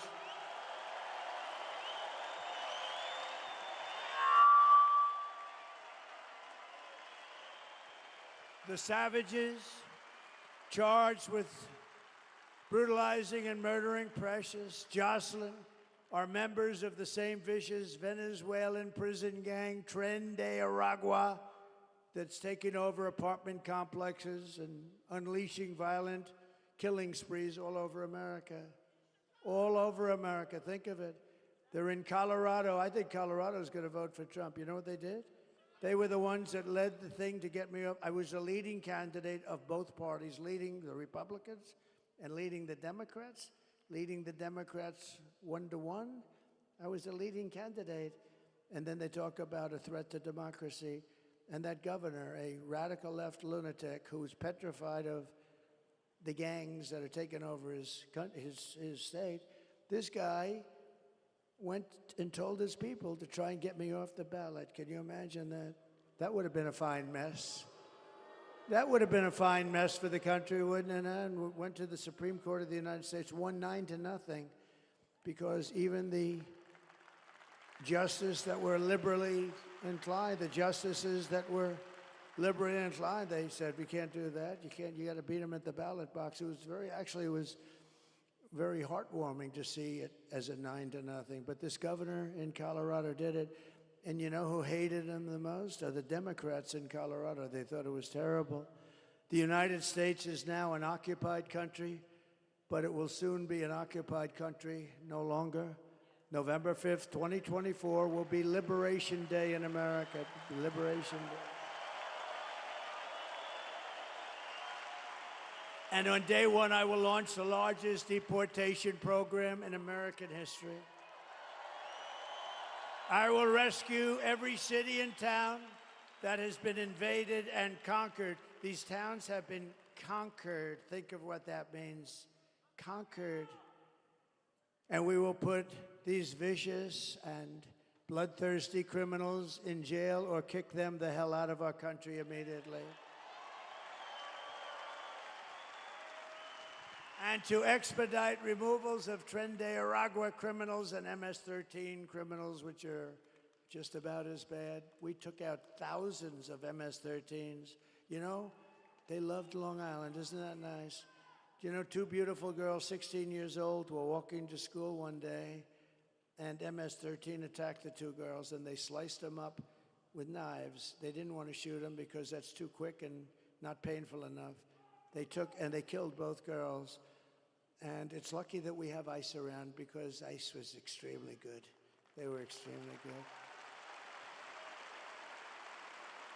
And this fool that we have running for president without having gotten one single vote to his 14 million votes, this fool wanted to defund ICE. We want to defund ICE. If you defunded ICE, you had nobody that's tough enough to go in there and get these animals out of our country. She wanted to defund ICE. I will invoke and this is incredible because we had to go back so far. I will invoke the Alien Enemies Act of 1798. That's when they ran a tough country. To target and dismantle every migrant criminal network operating on American soil. And if they come back into our country, it's an automatic 10 years in jail with no possibility of parole.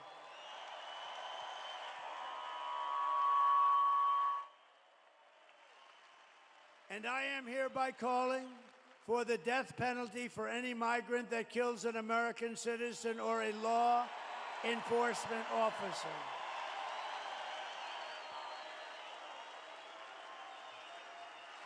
And I will immediately ban all sanctuary cities in the United States of America. We will have them no longer. And despite all the damage she has caused, Kamala has spent the final week of her campaign comparing her political opponents to the most evil mass murderers in history. You know that, right? All of us, you, me. 2 days ago, Joe Biden called our supporters garbage. He called them garbage. That's worse than deplorables, isn't it? Remember Hillary? How did that work out with deplorables? Well, garbage is working out even worse for him. They called you, all of us, garbage. We're garbage. And I believe we have 250 million people. I believe we have most of the country is about making America great again. And my response to Joe and Kamala is very simple. You can't lead America if you don't love Americans. You just can't do it. It doesn't work.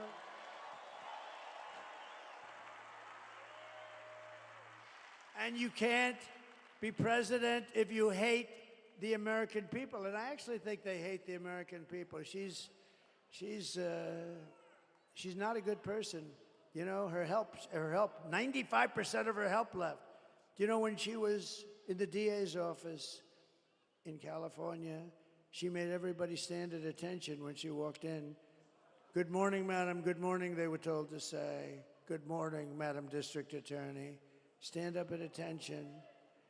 She's not a good person. Kamala's closing message to Americans is that I believe she hates you. I do believe that. I mean, I do believe that. My closing message is that I love America, and I'm inviting you to join us in building an extraordinary future for our nation.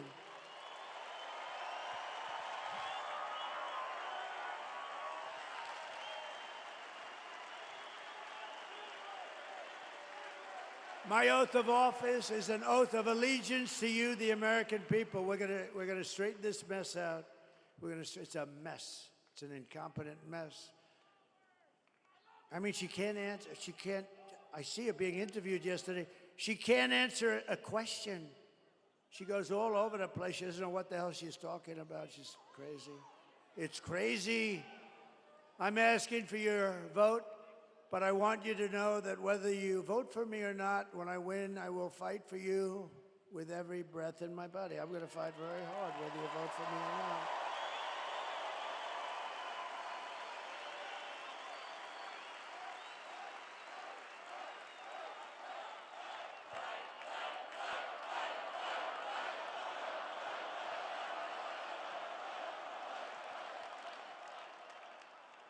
I took a lot of heat about 2 months ago because I said, I think women like me. I do. I think the suburban housewives like me. I do. I think it's a con job by these people. I think it's a lot of crap. But I think they do. And I said, I think they like me because they know I'm going to protect them. And they said, oh, it's such a horrible thing. I said, no, I want to protect the women of our country. I want to protect them in many ways. But some of the ways are suburban housewives, they say, don't like me. I think they do like me because, thank you. She said, I love you. No. Where do you live? What part of Westchester do you live? Oh, well, that's nice. Illinois.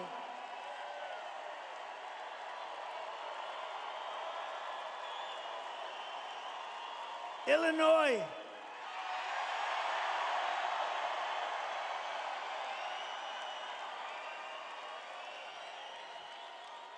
You may have the worst governor in the entire country.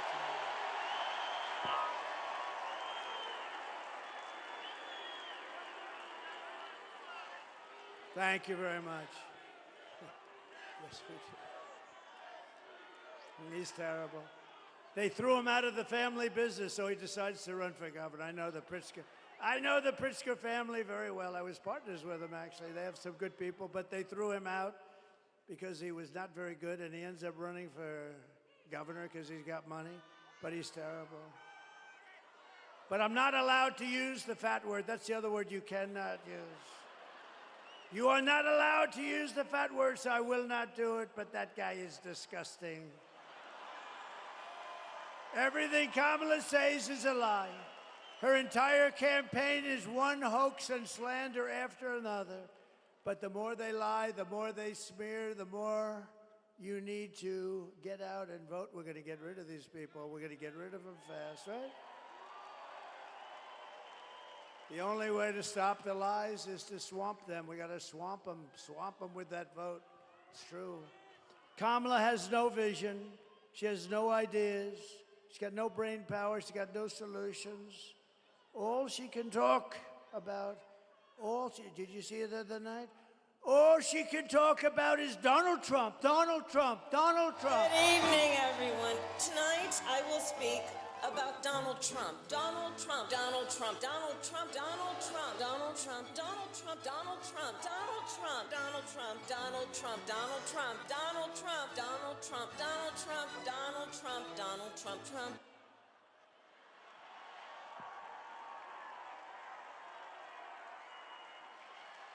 All she talked about.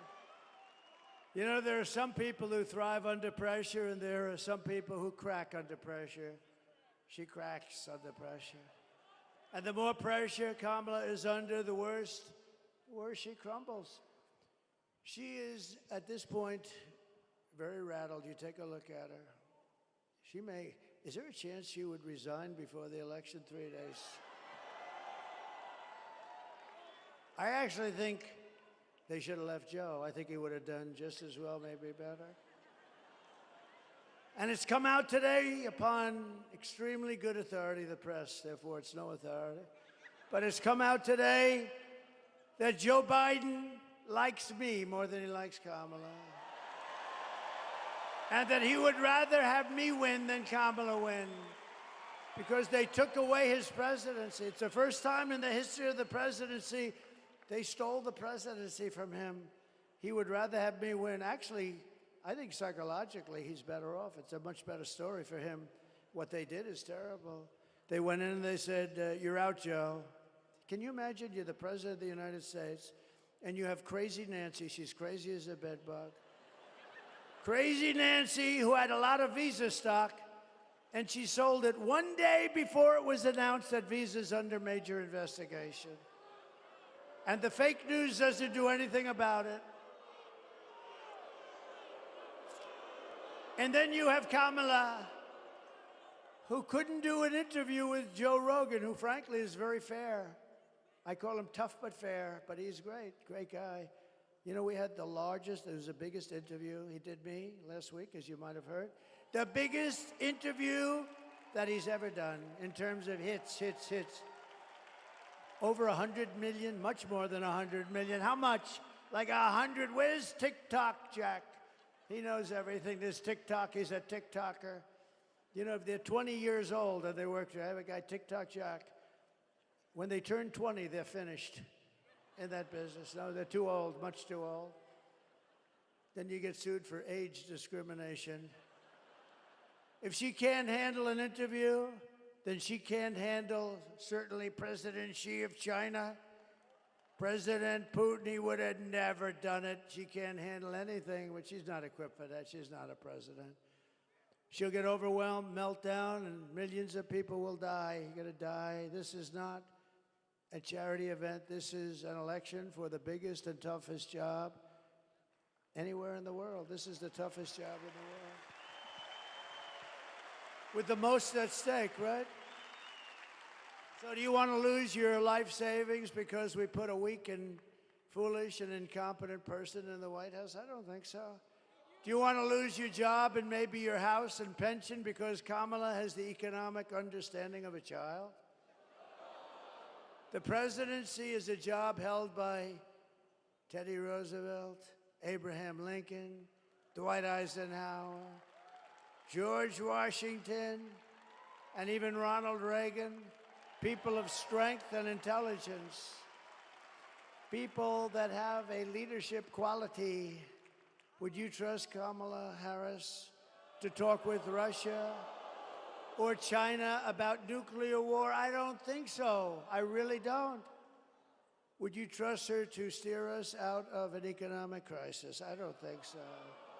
Nothing is more dangerous than to give immense power to a very weak and incompetent person with an extremely low IQ. We don't want, we had enough of low IQs in the last 4 years. We can't go through another person who's a dummy. We can't do it. You wouldn't put Kamala Harris in charge of even a kindergarten class. You can't do it. You can't do it. So at the end of the day, you need to ask yourself, can you afford to put someone this incompetent in charge of our country's future? No, you can't. No, you can't. But on top of it all, Kamala says she would not do anything different, not one thing different than Joe Biden did. In other words, she should not run for office because he was the worst ever. Take a look. You have done something differently than President Biden during the past 4 years. There is not a thing that comes to mind. I stood there on the tarmac watching you check your watch. The chaotic and deadly U.S. evacuation from Afghanistan stunned Americans and the world and cost the lives of 13 U.S. soldiers. Would you have done something differently? There is not a thing that comes to mind. More than 13,000 illegal immigrants convicted of murder have been caught at the border and then released into the United States. An Afghan national is in custody today after being accused of plotting an election day terrorist attack. The suspect entered the U.S. on a special immigrant visa. Gut-wrenching new details in the murder of Georgia nursing student Laken Riley. The illegal immigrant suspect, who cops say committed the heinous murder, is a Venezuelan national who crossed the unsecured southern border back in 2022. 2 men investigators say are in the country illegally from Venezuela are charged with capital murder in the death of Jocelyn Nungaray. A 5th illegal immigrant accused of attacking 2 New York City police officers over the weekend showed no remorse or regret. Would you have done something differently? There is not a thing that comes to mind. Only 18% say the economy is in excellent or good condition. US inflation has hit a new 40-year high, increasing by 9.1% over the financial year. Authorities saying Train de Aragua, which has been linked with more than 100 criminal investigations here in the U.S., has now been found operating its criminal enterprise in apartment complexes. Were you the last person in the room? Yes. Thank you. There is nothing that would come to mind. Can you imagine? How about the 325,000 children that she could have saved if she had the correct policy? No, she doesn't want to bring that up either now. She actually would have changed things, but she couldn't think of it. You know, she didn't have enough time. She only had about 4 days to prepare. If you want to end this disaster, you must get out and vote. We're going to solve this problem very quickly. It's going to happen fast. It's going to be beautiful to watch. We're pleased to be joined today by your next senator from the great state of Wisconsin, Eric Hovde. Eric, thank you very much. You're going to have a great, great career. He's a good man, too. Good man, loves the state. And he is he central casting? And I'll tell you what, she is a disaster. Okay, she's a horror show. Thanks as well to Senators Ron Johnson. Ron, stand up. Wow. Good man. He's a good man. He really is. Thank you, Ron. Great job. Great job. Thank you. We have a man who's just become recently, he was a great attorney general, and he's now a senator. He won a big race, a tough race, a race that everyone said, well, there's no way anybody's going to win this race. And he beat somebody that was supposed to win. And he's become a star in the Senate, Eric Schmitt. Eric, thank you. Thank you. And from the great state of Oklahoma, I love Oklahoma. You know, they have 77 counties, and I won all 77. You know who second was? Ronald Reagan. Ronald Reagan was second. He won 56. I won 77. I have to move there immediately. I have to move. Markwayne, Mullin. Thank you, Markwayne. Thank you. Thank you very much. Thank you, Markwayne. And we have Representatives Brian Stile. How are you doing with the Act of Blue or whatever it's called? You got to get it done before the election. He's working on one of the biggest scandals in the country. It's like where the Democrats put money into the Act Blue or whatever the hell they call it, and massive amounts of money, and everybody's talking, and he's in charge. So we're going to blame you if nothing happens, right? No, but everybody knows it was a rip. But honestly, you got to get this stuff done before elections, not after elections. And we learned that. They're finding all sorts of things now in Pennsylvania. Who would have thought you had to do this? But good luck with that, Brian. That's so important, okay? Thanks. Good luck. Scott Fitzgerald. Scott, thank you very much. Thank you. Great. Good job you're doing. Kevin Hearn. Thank you, Kevin. Thank you. We appreciate it. These are warriors, by the way. And a real warrior. He grew up here, and he moved to Texas. He's one of the most popular guys in Texas. He's a congressman. He could do anything he wanted. They love him. And he actually asked for a leave of absence. He said, if you don't mind, I'd like to go to Wisconsin, where I grew up. I want to help the president win that state. He left Texas, and you know what Texas said? We love you for doing it because we have no problem. And, you know, we win Texas by a lot. This is always a little bit tighter. It shouldn't be tighter. It should be the same thing. Oh, I wish it was the same thing. Texas has been so good. But, you know, they view him as a hero for doing this, as opposed to, gee, why is he not in Texas? And he's been up here for 4 months. He's got his brothers helping him. He's a great congressman, and he's a fantastic man, Troy Nels. Thank you, Troy. Have your brothers stand up. Your brothers stand up, fellas. Boy, oh, but the whole family came up here. Really, they came up just to help me. It was so really incredible. And candidate for Congress, I don't want to mess with this guy. He's a big, powerful man, Randy Niemeyer. Thank you, Ray. Look at the size of that guy. I met him backstage, Scott. I met him, and I said, wow. And former governors, Scott Walker and Tommy Thompson. Great people. Great. Thank you, Scott. Great. Two great guys. A very respected man in D.C. and here, a friend of mine, a great lawyer, Reince Priebus. Reince? Thank you, Reince. Thank you, Reince. And we loved Bobby Kennedy, didn't we? We loved him. Everybody loves him. You know, I have a deal with him because he's really into the environment, but he's really into health. I say, Bobby, you take care of health. You work on those potatoes and work on those oranges, and you work on everything. Everything, you can work on everything. The only thing you got to leave alone, Bobby, just leave it alone, is the liquid gold, because we're going to make our fortune. I don't want you telling me I can't touch it, Bobby. The only thing I've asked Bobby to just, please, Bobby, don't tell me it's like a problem, please. Because we're going to make so much damn money. We have more liquid gold under our feet than any other nation in the world, including Saudi Arabia. Including Saudi Arabia and Russia. You know, I took it from number 4 to number 1. We were number 1. We were energy independent. Can you imagine, Mr. Wall? Please stand up, Mr. Wall. I'm going to buy that suit. I'm going to buy that suit. Susie, please buy that suit for me. We also have the head of our campaign on today. And other than this microphone, she's done an unbelievable job this year. Unbelievable. It's the best run campaign. People are saying, well, actually, to say it's the best run campaign, you got to win. So let's say, well, do you mind if I wait about 4 days? But Susie Weil, she's incredible. Incredible. You know who's their father? You know, I believe in this stuff so much. Pat Summerall, right? Great announcer, great football player, great announcer. Look, he's going, wow, that's very impressive. But no, we believe in genetics a little bit, right? But Susie's done an incredible job. And thank you, Susie. You really have. And Chris and everybody else, right? Thank you, everybody. Appreciate it. Former small business administrator, Jovita Carranza. Thank you, Jovita. Jovita. Thank you, Jovita.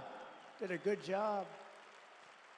And Sebastian, we want to thank you very much. You are really Sebastian Gorka, everybody. And a man who I think is going to bring us home, GOP Chairman Brian Schimming. Thank you, Brian. What a good job you're doing. I heard him speak the other day. I was in the plane flying in, and he was up saying, "You are good. You are psyched, right? Like we all are. We want to win. This is the biggest win. This will be the biggest win. Think of it. And if we win the whole thing, it'll be the greatest event in political history in this country, and maybe beyond. The greatest. And not only great because it's a great event, it's going to be great because of what we're going to be able to do. We're going to be able to fix our country. That's why it's really going to be great. It's going to be very important. And a friend of mine, one of the greatest developers, a great guy, a very generous person. He's always giving money to charity. When there's a problem like in North Carolina, he wanted to go with me, wrote out a big check all the time. He's a fantastic man, Steve Witkoff. Thank you, Steve. Thank you, Steve. Great guy. So, in conclusion, here are the facts. Kamala is a radical left Marxist, rated even worse than crazy Bernie Sanders or Pocahontas herself. Remember Pocahontas? Her mother said she had high cheekbones, which I think is very racist for somebody to say that. I think it's a racist statement. I think you should investigate that statement. She destroyed our economy. She was an original creator of Defund the Police movement, and anybody who wants to defund the police for even 1 week or 1 day is not worthy of being president of the United States. Kamala vowed to abolish ICE. She pledged to confiscate your guns and endorsed a total ban on handgun ownership. Who in this room is willing to give up their gun, please, to Kamala? Who refuses to give up their gun? I think she has a very tough job. But she even called for free sex changes for illegal aliens in detention at taxpayer expense. And perhaps worst of all, she lied about working at McDonald's. She lied. She never worked at McDonald's. Never worked there. She never worked there. She's a liar. It was always, I went and checked it out. Actually, they were the best French fries I ever had. 9 seconds after taking them out of that fat, whatever the hell. But they were the best. You know, when they sit around for about 2 hours, not so good. With your vote this November, we're going to fire Kamala, and we are going to save America.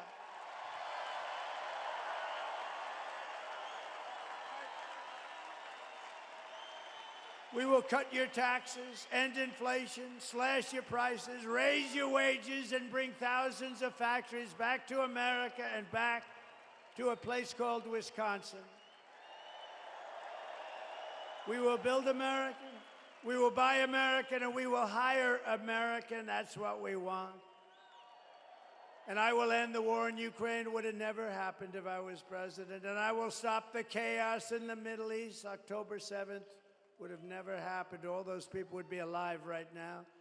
And I will prevent World War III. We're not going to have World War III. With this people, you'll have it. And it would be a war like no other. This would be a war like, because of the power of the weaponry. We will crush violent crime and give our police the support, protection, resources, and respect that they so dearly deserve. We will strengthen and modernize our military. We will build a missile defense shield over our country, all made in the USA. And we will rebuild our cities, including our capital in Washington, D.C., making them safe, clean, and beautiful again. We will teach our children to love our country, to honor our history, and to always respect our great American flag. And we will put in a bill into Congress. They say it's unconstitutional. I don't know why, but we're going to protect our great American flag. Anybody burning the American flag or destroying our American flag gets 1 year in jail. Thank you very much. And we will get critical race theory and transgender insanity the hell out of our schools. And we will keep men out of women's sports, yes? I will defend religious liberty, I will restore free speech, and I will defend the right to keep and bear arms. Our Second Amendment will be totally protected. After years of building up foreign nations, defending foreign borders, and protecting foreign lands, we are finally going to build up our country and defend our borders and protect our citizens and our land, right? And we will stop illegal immigration once and for all. It will be stopped. And we want people to come into our country. We do. We want people.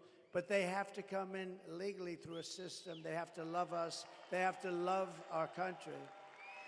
We will not be invaded. We are not going to be invaded. It's like an invasion. It's like a military invasion. You know, the guns and weapons they have, some of these guys have, they're military grade. They're at least military grade. Some are better than military grade. We will not be invaded. We will not be occupied. We will not be overrun. We will not be conquered. We will be a free and proud nation once again. Everyone will prosper. Every family will thrive. And every day will be filled with opportunity and hope. And it will be, more than anything else, it will be filled with a thing called the American dream. We're going to have the American dream back. But for that to happen, we must defeat Kamala Harris and stop her radical left agenda with a landslide that is just too big to rig. So you need to get out and vote. For the past 9 years, we have been fighting against the most sinister and corrupt forces on earth. They are corrupt, sinister, horrible people. Horrible people. With your vote in this election, you can show them once and for all that this nation does not belong to them. This nation belongs to you, all of you. Belongs to you. It belongs to you. It was hardworking patriots like you who built this country. And 4 days from now, it is hardworking patriots like you who are going to save our country. You're going to save our country. And I would love to see you do it because you deserve it. You've been very loyal to me. I won all my primaries here. I won everything here. I had a little slip up with some bad things that happened in one election, but you know, everybody understands it. And we just had tremendous success here. I have so many friends here, incredible people. And remember, when you're about to press that lever, and I told you this before, everybody wanted that damn boat contract to build like 28 destroyer-type boats. And I'm a very visual person, so I took the thing that was designed, which wasn't that beautiful, and I took the bow of the boat and I reshaped it with them, with the yard. Right? You know the yard we're talking about. Great yard. That's correct. Thank you very much. And I took it and I said, no, you got to have a little more point. You got to see this thing. It looks like a yacht with lots of guns on it, and they've done a great job. And everybody wanted it. Every state wanted it. Some of them won't even talk to me still. But I wanted that one of the biggest contracts, right, Ron? That was one of the biggest contracts. And Ron helped me a lot, and I wanted it to go to Wisconsin, and it went to Wisconsin, and they're building their little hearts out. So when you're ready to press that lever, Sebastian, remember that beautiful boat. Remember the yacht with guns all over it. After all we've been to, and we have been through a lot, but after all that we have been through together, we stand on the verge of the 4 greatest years in American history. We're going to make them great years. We're going to make them great years. With your help, from now until Election Day, 4 days, we will restore America's promise, and we will take back the nation that we love. We love this nation. I mean, I wouldn't be doing this. I could have a hell of an easy life. I could have those waves just smacking me in the face. Beautiful saltwater waves all over the place. I got waves all over the place. Lots of places with lots of waves. Mr. Witkoff can confirm that, right, Steve? Like probably more than anybody. I don't have to be here. But if I had my choice, I'd rather be right here with a broken down shit microphone in Wisconsin. I would rather be in Wisconsin than some beautiful beach. I would rather be right here. Because we are one people, one family, and one glorious nation under God. We will never give in, we will never give up, we will never back down, we will never ever surrender. Together we will fight, fight, fight, and we will win, win, win. We're going to start winning again. November 5th will be the most important day in the history of our country, and together we will make America powerful again. We will make America wealthy again. We will make America healthy again. Thank you, RFK Jr. We will make America strong again. We will make America proud again. We will make America safe again. And we will make America great again. Thank you. Thank you very much, Wisconsin. God bless you. God bless you all. Thank you.